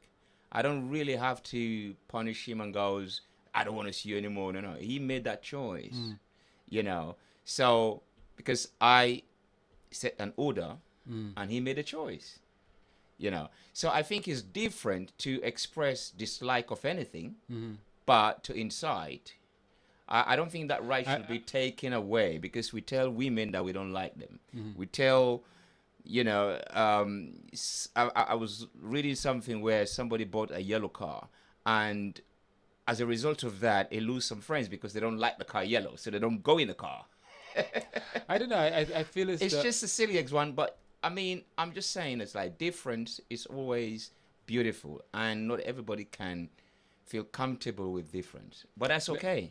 But absolutely, that's okay. But it's only okay if you accept that the fact that you see the difference. Everyone is different, and as you said, if that person comes into your house and they don't want to take off their shoes, they have a choice not to come into your house anymore. But when you go out their house, you can still talk to them. That's what I'm talking about. That's exactly what I'm talking about. Yeah. So we're engaging still with that person. Even though he no longer comes into your house, I still you call still, him, yeah, you know you what I still, mean? you Yeah, still, yeah. That's yeah, what, well, yeah. that's what I'm talking about. Yeah. It's exactly what I'm talking about. I think when you stop engaging with someone because of their sexuality, I think that's where you're complicit to the whole system. Yes, I think to this behavior or patterns of behavior or choice that we make, I remember like stealing, for example. There are a group of people like who stealing is no way tolerated in that family. It's a big shame, Yeah. right? So I've seen where somebody will steal, and definitely that family, because of the shame that has come upon that family, is exercised, and they feel shame about it too. So there are different ways in which things are placed to us that, of course, we make choices, like I said, to incite, is completely different. But for to me to say, well, I don't like that behavior, it's just like the same me telling, like if you're a teacher, you can tell your student you don't like that behavior because he's not going to get you the grade that you deserve. I'm a bit confused when he said behavior. We're talking about sexuality here. We're talking about that's who you are. It's not a behavior thing. That's what I'm going to be confused about. Because for me, it's like a person could be straight and still steal. A person be gay and still steal. But the point is that we're not judging them by the sexuality. We're talking about the theft of whatever they've done. Yeah. Sorry, go on. No, finish. So I'm saying it's not a behavior thing. I think it's not right to ostracize people because of their sexuality. That's what I'm saying. I'm saying you can judge them as a human equal to everybody else. That's not a problem. Gender is basically fixed. Yeah, gender is fixed. Yeah. So it's just like the way that you will love somebody, it differs. Like you said, when we grow, Yeah. we change gradually. So the way that you will love when you're 18 with a different woman is different. Is completely different if you're loving at your 50 and 60. Yeah. Completely different. Yeah. So we adapt. Yeah. So what I'm saying is these are behavior patterns that we adapt all the time. So we learn by looking, feeling, touching. These are behaviors.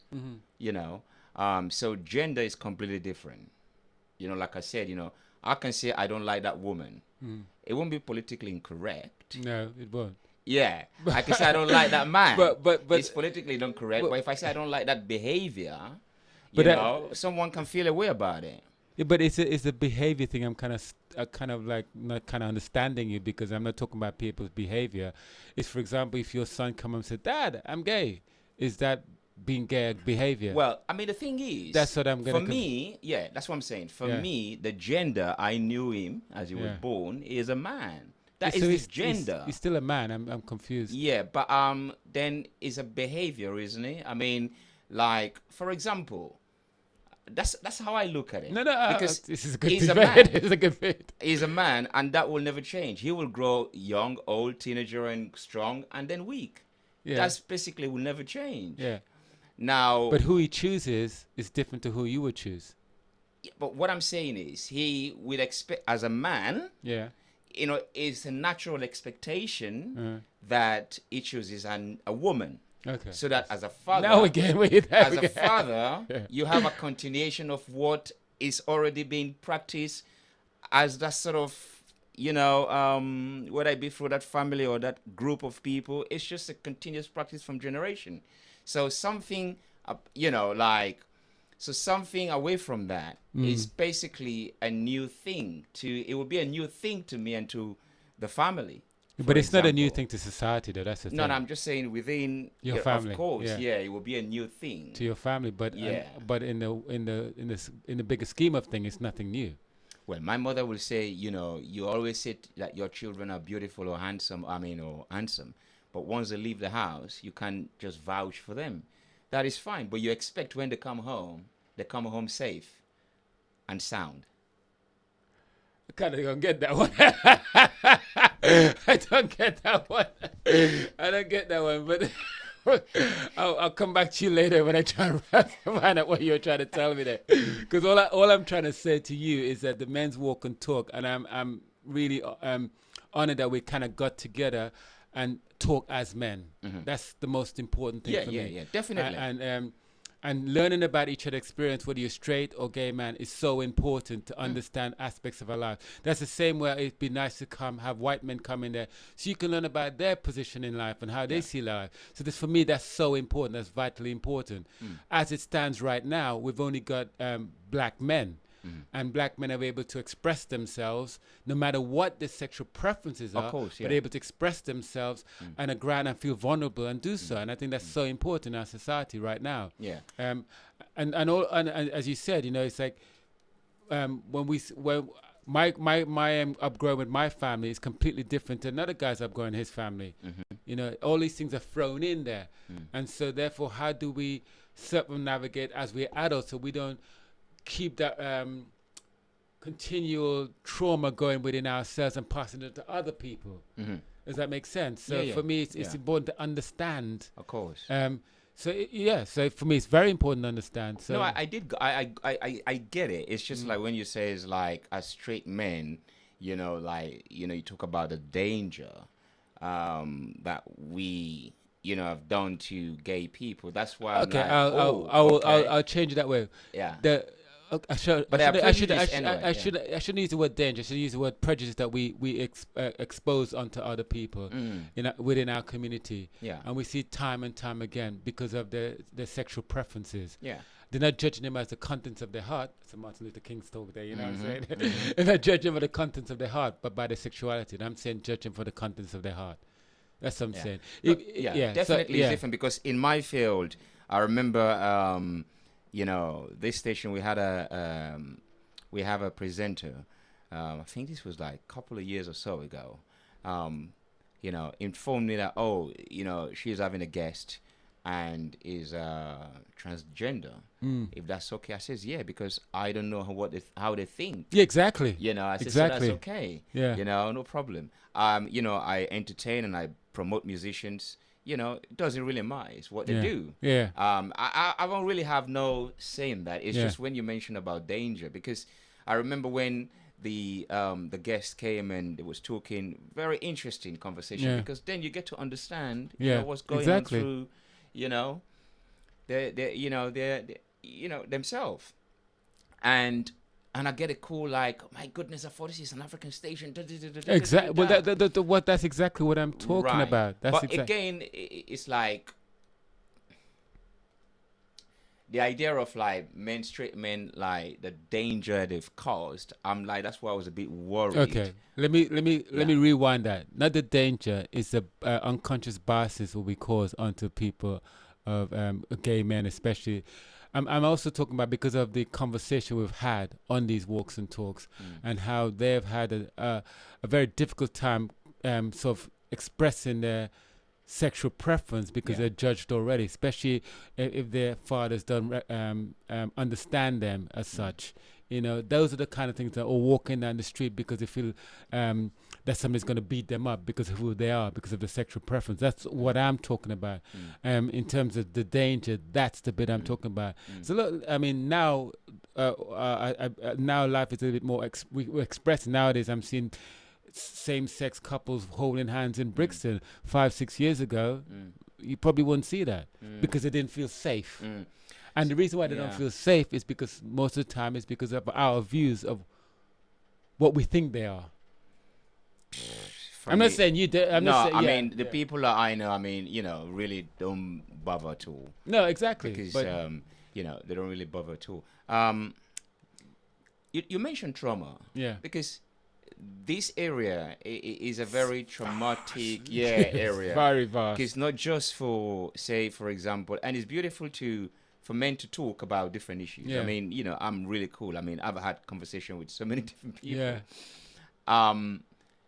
When you look at a black family and their experience, like the gay men, their experience, you know, I'm sure, I mean, I know you didn't really go into the family, but as a black man, that is a double trauma, isn't it? You can look at it as a double trauma. One from a parent's point of view, you know, because it's not like, I know my son is a tall.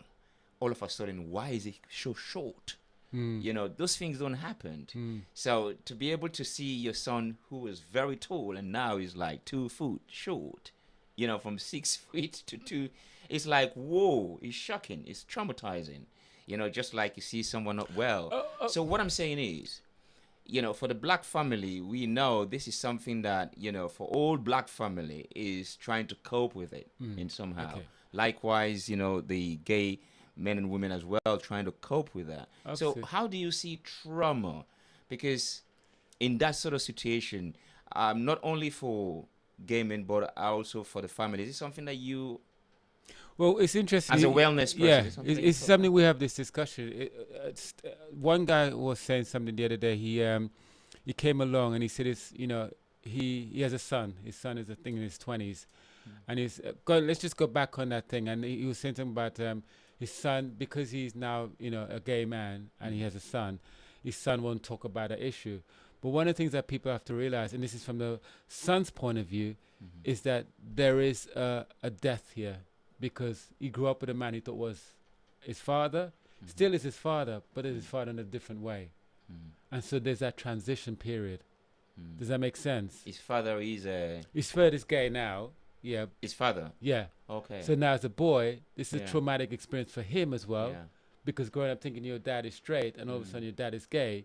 And then it's how does that son now cope with that different, seeing his dad differently? That's traumatic experience for the boy as well as for the father. There's something that they have to come, or if they choose to, come together and discuss that. But that is a trauma. I mean, it's ironic in a Western world, we see trauma is more of a mental thing, whereas you see in war-torn area, trauma is like, you know, dying next to your friends dying next to you and stuff like that. But trauma can hit you anyhow you want, and it could be something that resides within you from generations. So in this particular case, is about how do you circumnavigate from that that jump. You know, that jump from, okay, dad, hi dad, going, you know, blah blah blah, and dad all of a sudden, you know, saying I'm gay, son, but I'm still your dad. That's a difficult thing for a child sometimes to circumnavigate, and it's difficult for the man himself to tell his son. So there is the fracture there, in a sense, and that's a conversation we had once. Yeah. So with men's walk and talk, you know, you mentioned earlier on that the idea of being man up. Yeah, that know, was, we had a conversation. Yeah, like, you know, men don't cry, men should not cry, and things like that. How do you see it? Because I always said, like, the way women are coached about their emotions as men, you know, we're not coached like that. You know, to be much more expressive, to be emotional, to express how we feel, and stuff like that is very difficult. So when men who have gone through, you know, disappointments in relationship, in their personal lives, these are all things that will hold you back from expressing, because the more trauma and difficult position we we're placed with, the more difficult it be hard for us to express ourselves. How do you channel that belief? You know, it's an assumption, but men do believe that, and it becomes part of our resistance. As I said, it's going back to that very thing. It's about reflective thinking. It's about, you have this pattern that you're doing all the time, and you're caught up with this pattern. So now you have to step back and say, okay, what is it going wrong here? Because often I always say to people, and including myself, you know, if you're doing something, it's Einstein always said, if you're doing something wrong and it keeps making the same mistake, who's a fool? It's the same thing with relationships. You know, you have to choose who you want to go out with. You have to make that choice. And if you're making that choice and it comes to the same results, there's obviously something going wrong here. So maybe you should just step back a little bit and have a little look. It's a very difficult one, because as human beings, we want to be with someone. You know, the whole idea of getting all and having someone, it's for men, it's actually quite difficult. Women, it's easy because they have a massive social structure around them. They can call up their best friend and chat and blah, blah, blah. But men, it's a little bit difficult. They want to be with someone. But do you want to be with someone that's going to give you the freedom to speak, to talk, to go out, enjoy yourself? Or are you going to be with somebody feel, I can't say anything, I'm going to be quiet and sit back and have my pipe and watch EastEnders? You know, that choice, as you say, is down to you. So it's a conversation, and as we said earlier on, that, you know, for example, I'm with my wife for 27 years. Now, 27 years with someone, it's not easy. It changed. We're both growing differently. You know, we're both different people than we were when we first met. You know, we got 3 kids.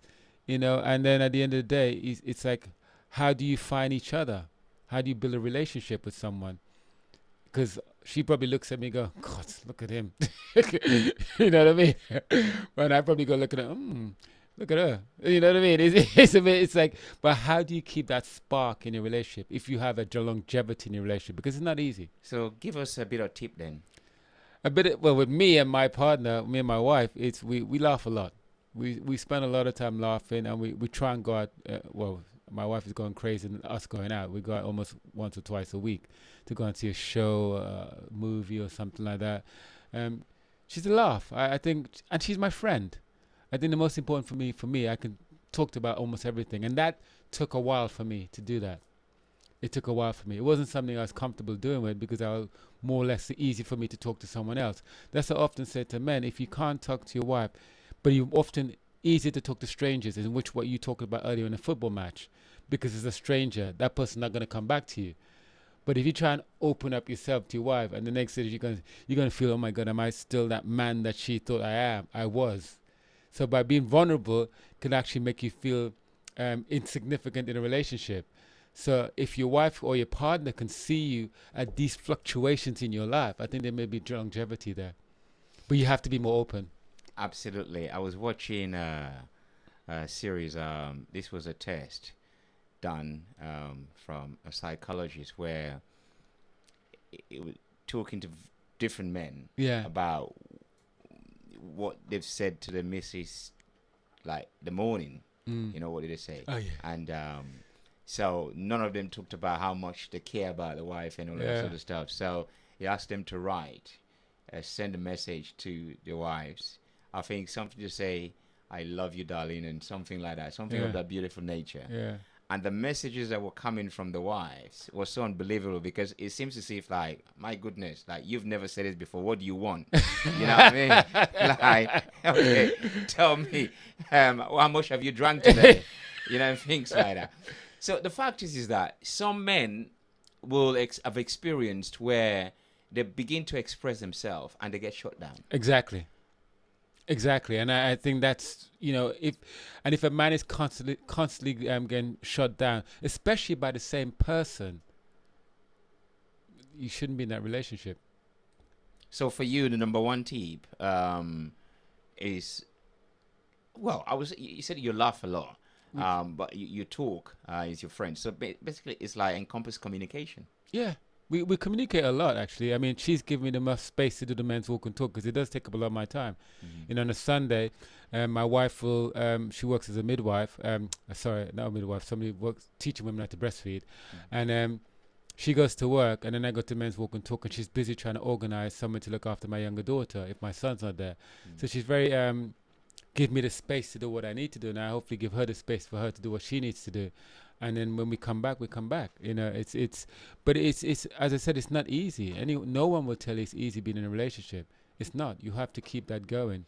I mean, someone would say because you've been like 27 years, it's Nah. like, no. No. You don't have to put much effort again. No, man. You know what I mean? She's seen the bags now. You know what I mean? The handsome young man she saw years ago is changing a little bit now, man. You can't this no. I don't feel like for So one you go time. keep grooming and everything You like gotta, that. you gotta keep the language sweet, I reckon. you gotta do what you have to do, but it's important that you kind of work together. I've got 3 kids. I mean, my eldest is going to be 21. My son is 16, 17. My youngest is going to be 11 next year. So think about it. By the time your kids leave the nest, I mean, your main thing that, in my case, is keeping most people together is the fact that they have a common goal, and that's to bring up their children. But once the children has flown away from the nest, and you look around and go, oh, who are you? You know what I mean? And now hoping that we won't come to that point where she goes, who are you? You know what I mean? So yeah, it requires work. I think more work now than before. And that's when the friendship comes into it. What about patience? Because it seems as if it's lacking right now, isn't it? Because it's like so many choices we have. Yeah. We have. So we Absolutely. don't have time. This is the key word. I don't have time for Yeah, this. but it's that swipe thing as well, isn't it? Well, it goes, isn't it? Yeah, that's right. Yeah, you're right. You haven't, but you have to find time. You have to find time to cultivate any relationship. You have to. Otherwise, you go separate ways. Whatever the relationship may be, whether it's a friendship or it's a platonic or sexual relationship, you have to find time. Even with your mates. There's some guys I know, I don't see them for ages. And then when I give them a call, it's almost like we haven't seen each other the next day because we're chatting. Because we have that connection. And that connection is always there because we cultivated over a period of years. But you have to find time. I think it's always important to connect. Definitely. And it's more important in relationships because this is the person you see every day. And you know that, in a relationship, one day she looking good or whatever your partner is, and the next day they ain't looking that good, you know what I'm saying? You got to think, oh my God, I still love that person, Woke up in the bed, she's not looking that good today, but you're my wife, you're my partner, whatever. Let's get on with it, you know what I mean? And some days go, wow, you're the most gorgeous looking person I've ever seen. It goes through up and down. We all experience that. All of us experience that for some degree or another. And it's very difficult to sort of, as you get older, and one thing I love, actually, change the subject a little bit, is when I see elderly people holding hands. I think that is so beautiful in their 60s, 70s, 80s, and they're holding hands. And it's so lovely. Yeah. Because I hope that when I'm, that age, my wife will still hold my hands. It's like, get off me! Oh. No, it won't be like that. Too long for that to happen now. Well, you don't know, because I was looking at the statistics. They're saying that there are more divorces now in the 50s, late 50s and 60s plus than ever before. My goodness. So they're trying to really take away people like you who would look upon as a good example. Yeah. That's serious. Yeah, but I mean, I don't, I know for me, it's like there's many men out there I know who are the same longevity as I am. It's the same thing I've always, there's this narrative that, let's go into the black thing, that black men are not there for the kids. And equally, I know many black men, whether they're in a relationship or not, are still there for their kids. So all this stuff that I've often read, they've been, maybe because I live in a kind of an echo chamber, and the kind of people I meet are kind of very similar. Maybe that's what it is. But, all the guys I know that not in a relationship, the still goal is on the children. And that's something I read about is the opposite, and even when we touched a little bit about women who try and keep their kids away from the father, I've known equally fathers who fought to get rights for their kids, even as far as the courts. So it's just an interesting thing how we hear the negativity about what men don't do and so forth when there are loads of men fighting out for their kids or whatever. So it's important that we highlight those things, highlight that there are good men out there who are loyal towards the kids, who will do whatever it takes to bring it. Because the most important thing for me is the next generation. That's the most important thing for me, And it's important that my kids see my relationship with my wife, so they kind of understand what kind of relationship they expect from the next partner they're growing up with. So we are role models, whether we like it or not. That's right. We are role models, whether we are dads, uncles, brothers, or whatever. Even my son is a role model to his little sister. Even we all play a part in it, and it's important that we take that part seriously. So let me play a music, and then we'll come back and see how, because you talk about recruiting men, how, can men get involved with the men's walk and talk. My special guest here is brother Shakka Shombe. I was going to say Shombe. Well, this is, you've been to South Africa, right? Yeah. and this tune, I don't know if you know about this, Amapiano, is a new concoction from jazz funk, the Zulu beat, house. So they put together, it's quite really interesting. I think that would be really good to motivate the men to walk. What's the name? Amapiano. Amapiano. I Yeah, think I so heard it's something a about genre. Yeah. Yeah, she was. Yes. This one is Shock and Jive.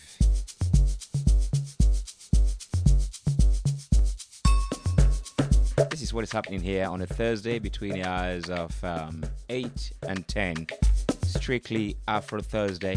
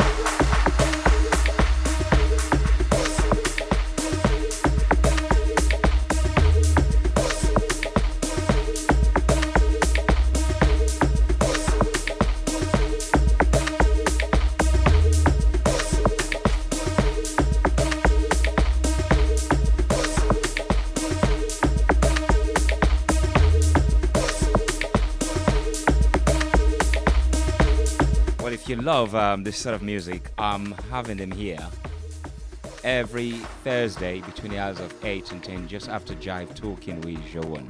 It was we did perform yesterday at the Hallow Festival at Wood Green. Beautiful performance. So this is Amapiano. It's really just like Afrobeat, so you can't resist it. And they've created their own fashion, dance, and everything, with it.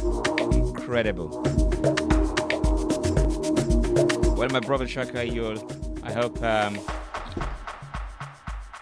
See, times have changed, isn't it? The kind of music that we listen out from Africa is so you can't resist it.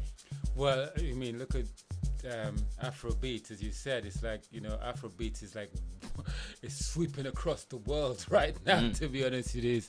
You can't help but bob to it. Especially from Nigeria, those guys are just rocking it down there. That's right. So, I mean, I was talking earlier on about how can men join the walk and talk. Well, it's quite easy. All you have to do is give me a call. As simple as that. Okay.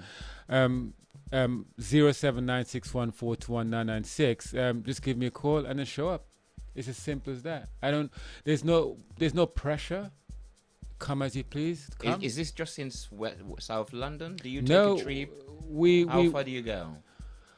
Right now we're staying in London, but we hope to do trips a bit further afield, up to Liverpool. There's a lot of demand at the moment for the guys to go up to Liverpool to the Slave Museum up in Liverpool. Mm-hmm. So we're looking to go further afield from next year, but at the moment we're just exploring central London. So it's basically South London, West London, and South London, West London, and Central London. Right.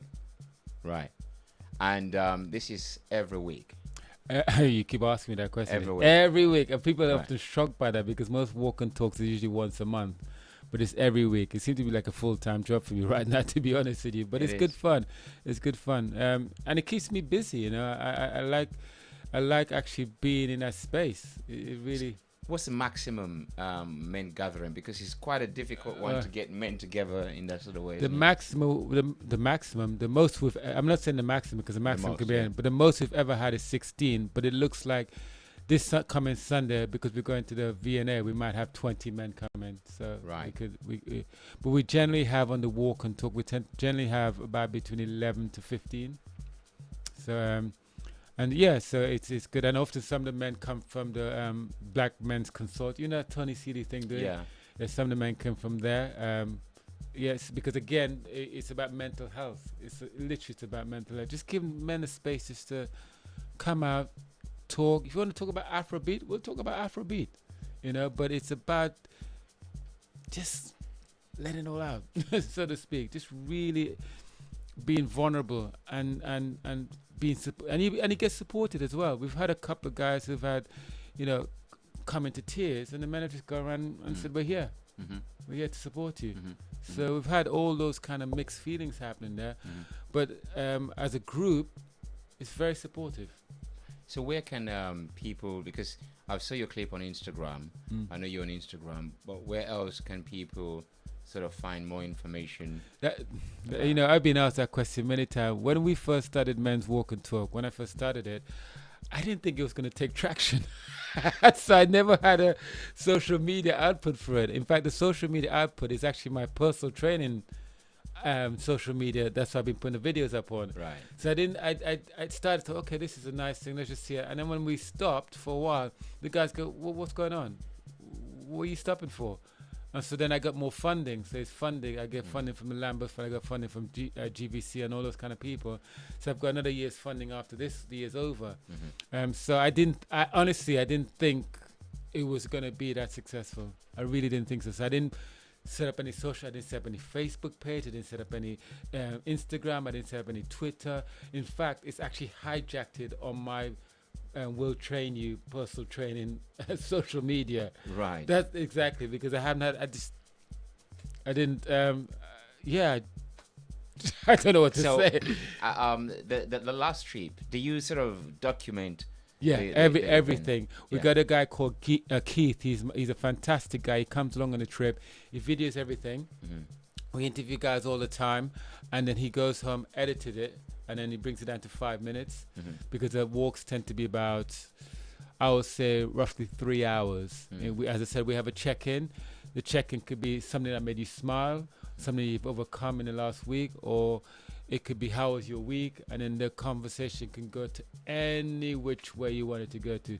There are times when I go with a particular conversation I want to explore. For example, we had one last week with who am I or what am I? We kind of exploring those kind of deep-seated questions. And sometimes I just let it go.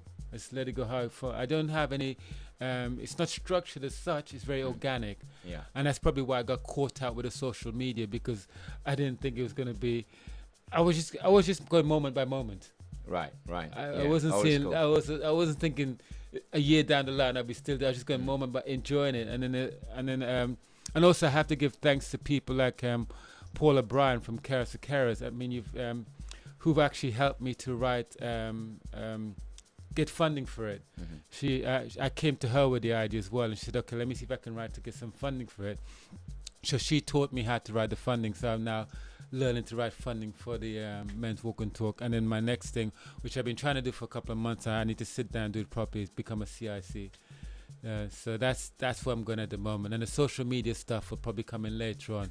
But as you know, social media is not easy, man. It's like it's 24/7, and it's you have to. Yeah. But again, something like what you do, it'd be good to have at least maybe a YouTube, because you do videos. Set up something like that initially where you can say, oh yeah, go and watch. And that's what I'm. Again, it's going to be on my Will Train You personal training YouTube videos until I get able to set it up, because it's, as I said, it's just whoosh, and I'm still trying to catch up. Up with it. So I'm hoping to get all that stuff done by next year. So tell us about the range, the ages. Like, what's the youngest and the oldest you've had? The youngest I've had is 21, and but the average age there I would say is about 40 to 50. 45 to 50 above, around that, sitting around that area there. I would say that's about it. And the guys coming far, we got guys coming from West London, North London, a couple of guys from East London, but the majority of guys are from South London. And then we have about 84 men on the WhatsApp group. And as I said, between 11 to 15 men come on the walk, and it's not always the same guys. Sometimes it rotates. Some guys can make it, but we tend to have, that's about the numbers we tend to have on the walks itself. So if they want to get detail of how to contact you, you go back. No, because I'm sure people will be listening to this over and over again. They will write it down. But there is anywhere like on your Insta to look at information on how to contact you? Or again, it's on my Will Train You Instagram. Will Train You. That's my personal trainer's Instagram page, which I've dumped all my Men's Walk and Talk on. So at the moment, it looks like I'm not a personal trainer, because every week the Men's Walk and Talk has been going on there. So as I said, it's just taken off a lot quicker, a lot faster than I thought, and it's just me catching up, because I'm kind of running it on my own, but Keith helps me with the videos. He comes on the walk, he records everything, but I go out and I look for the spaces. I go into the meetings and find out where we can go, and all the trips we've done so far to all the museums where they're costing, we've actually able to go in free. Because I've gone in and negotiated, say, look, we're a charity organization, because we actually an offshore of Carers for Carers, because I work for Carers for Carers as well. So there's part of the project Polo sent to me, what do you want to do? And I said, okay, look, why don't I try this? So we actually work for Carers for Carers. And also because I work for, I'm part of Tony Seeley's Black Men's Consortium, which is, again, dealing with men's mental health. Incidentally, we're going to have a performance in November, I think it's 11th and 12th in the Brixton House. So I'm kind of doing a lot of stuff. And social media, I don't know, I'm kind of old school, you know what I mean? You tell your friend. But in the future, you're looking to even do the website and all of that, because images and, what you do, I think is very profound. So even men would like to see these images and remind them, and also remind others, what is happening, so that, the motivation still can, I get you, but part of me is very old school. I want people to come along because somebody told them about it or they heard about it, and just come and experience it, opposed to watching the video. Although I get you, but I one of the greatest things that I've had guys who come along and thought, I'm just going to come and feel what it's like, and it stayed. And to me, that's quite powerful. So word of mouth, or just coming and just having the courage to be in that space, is more profound for me than going to the video and saying, is this for me, is this not for me? Come along. As Nike says, just do it. That's right. just come along. Just come along without any expectations, and you'll be fulfilled. So one more time, could you give out the number, the contact detail? Okay. My name is Shakka Shombe. I was because you said South Africa, and I was thinking really of great, Shakka. right? Yeah. And my number is 07961421996. So just give me a call on that number, 07961421996. Have a conversation and just come and join us at any of the walks and talks anytime. It's no obligation to stay. Just come along. And tell us why it's important for the men's walk and talk. Well, it's a place for you to be vulnerable and be express yourself, non-judge. You're not judged at all. That's the most important thing I need to bring across there. And you can be as vulnerable as you like, because you'll be comforted by the men around you.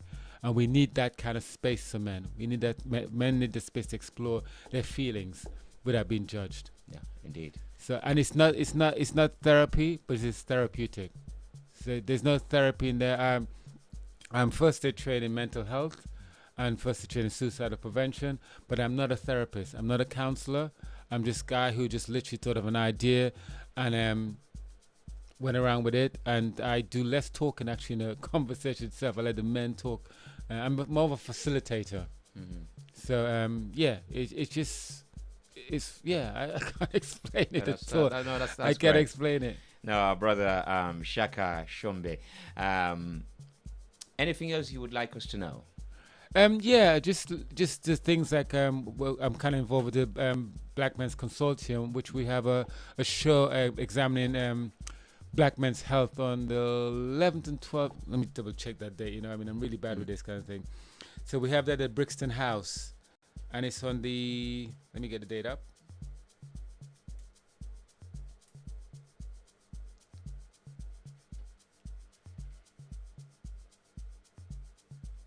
Yes, it's on the 11th and 12th of November at the Brixton House. We have a performance there again, looking at men's mental health in a play format. It's called Theatre of the Oppressed. Okay. So people get involved with the theatre itself, and that's on the 11th to 12th of November, the Brixton House, 8 o'clock, evening performances, and a matinee at 2 o'clock. Okay. Yeah, so we're doing stuff like that. We there's a lot of. Is it going to be a free event or? No, it's £14 for the ticket, but it's worth it. It's actually worth it. I just like to say, I like to give out a big shout for a lot of the grassroots people out there actually doing something for the communities. We're trying to make awareness whichever way we can, because there's a reason why it's called grassroots, because we actually are grassroots, and people don't often realize that because we're grassroots, we're often trodden upon. So we're just trying our best. I can mention Tony Seeley. I can mention AJ. There's loads of guys, Paula, Brian. There's loads of people who are working in our community to try and make it better for everyone. Absolutely. So, yeah. And whilst we're on air, there is a breaking news of an incident that just happened, because we need to notify our listeners about a shooting in Brixton. Yeah, Railton Road. Yeah. And there's 2 men were shot at the scene, and they passed away. So this happened this evening in Brixton, South London. Yeah, that's a tough one. I mean, one of the things we had a conversation about grief, and forgiveness. I mean, there's loads of conversation that, as I said, it's taps into your feelings, your true feelings, and my heart goes out to the families, because I always find when people passed away, it's not the people passed away, it's the people that's living that feels the trauma. That feels have to deal with the grief, and that's a tough one. No matter what the situation may be, it's the people that live in, because you're connected to someone. Absolutely. And it's sad when you hear these things, especially when it's so close to home. Exactly. But it's sad to hear. No, it's a pleasure to have you, my brother, Shakka. Now, at least Shakka, I know more now about the men's walk and talk, and it's happening on the Sundays. Every Sunday, unless otherwise stated, every Sunday we meet a different. We meet a different location. I tend to put out, once people come to us, they go on the WhatsApp group, and I tend to put an advert on the WhatsApp group and another other WhatsApp medias app I'm on, and they just, as I said, sometimes people don't even phone; they just show up. But the only time they're not allowed to show up is only if I book tickets to go to a particular venue, because there's a number limited. But generally, when we go for walks, people, if you just want to show up, that's fine. Absolutely fine. It's not a problem at all. It's no pressure, as they say. No pressure. I will try to show up one Sunday. I'm going to hold you to that. I'm going to hold you to that. Yeah. I'm going to call you. My weekend is very busy. That's what I'm saying. I will try. No, I hear you. To turn up.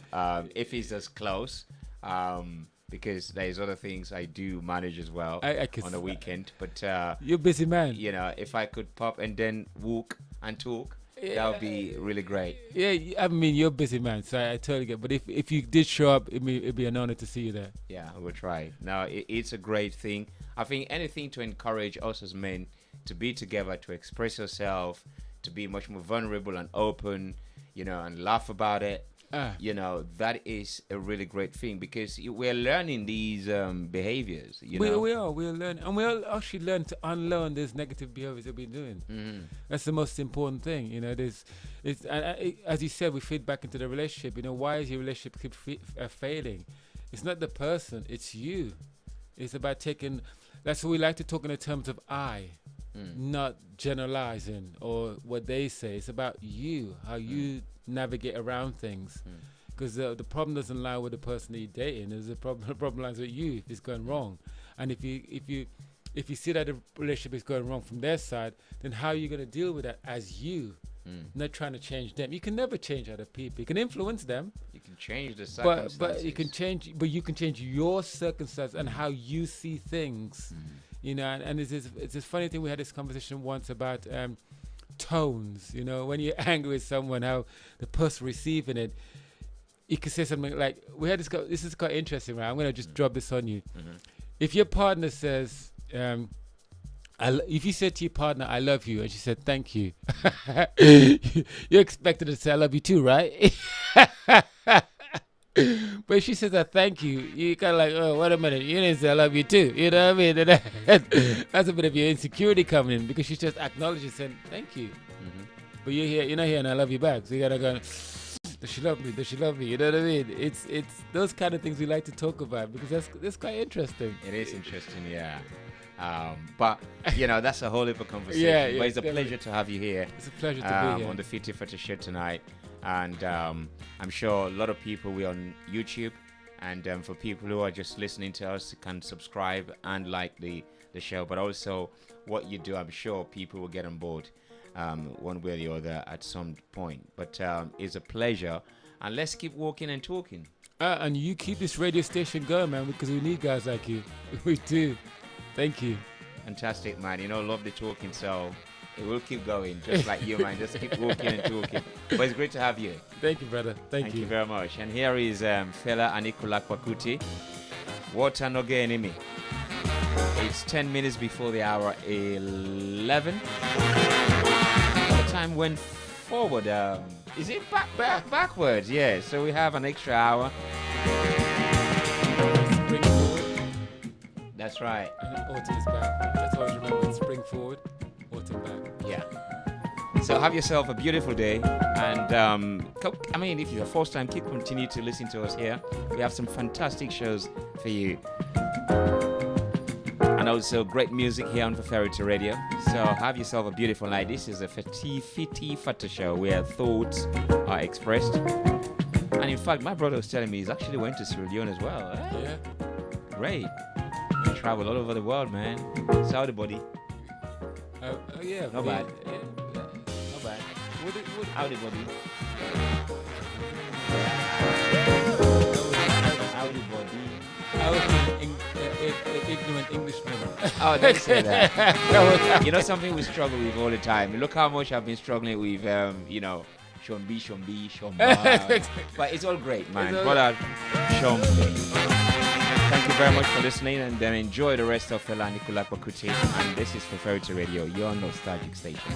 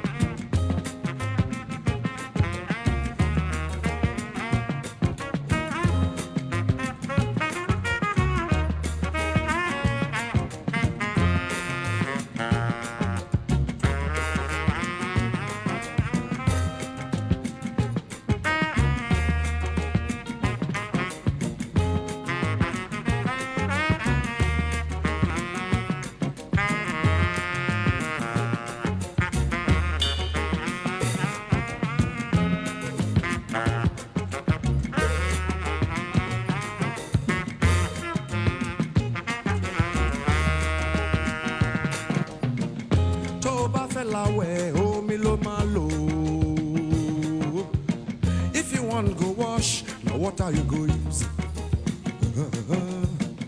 To ba fese be o mi lo ma lo. If you want cook soup, now what are you go use? Tori bangbo na o mi lero re o.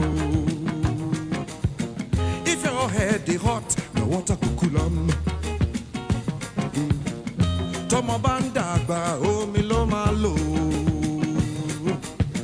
If your child they grow, now what are him go use? If water kill your child, now what are you go use? No. To me back mama o mi no lo malo. Ko so won to le she ko ma lo mi o. Nothing without water. Ko so won to le she ko ma lo mi o. O mi yo lota. Water. You don't get any. O mi yo lota. Water. You don't get any. If you fight them unless you wonder. Water. You don't get any. I say water no get any. Water. You don't get any. If you fight them unless you wonder. Water. You don't get any. Oh me you lota. Water. You don't get any. I dey talk of black man power. Water. You don't get any. I dey talk of black power. I say.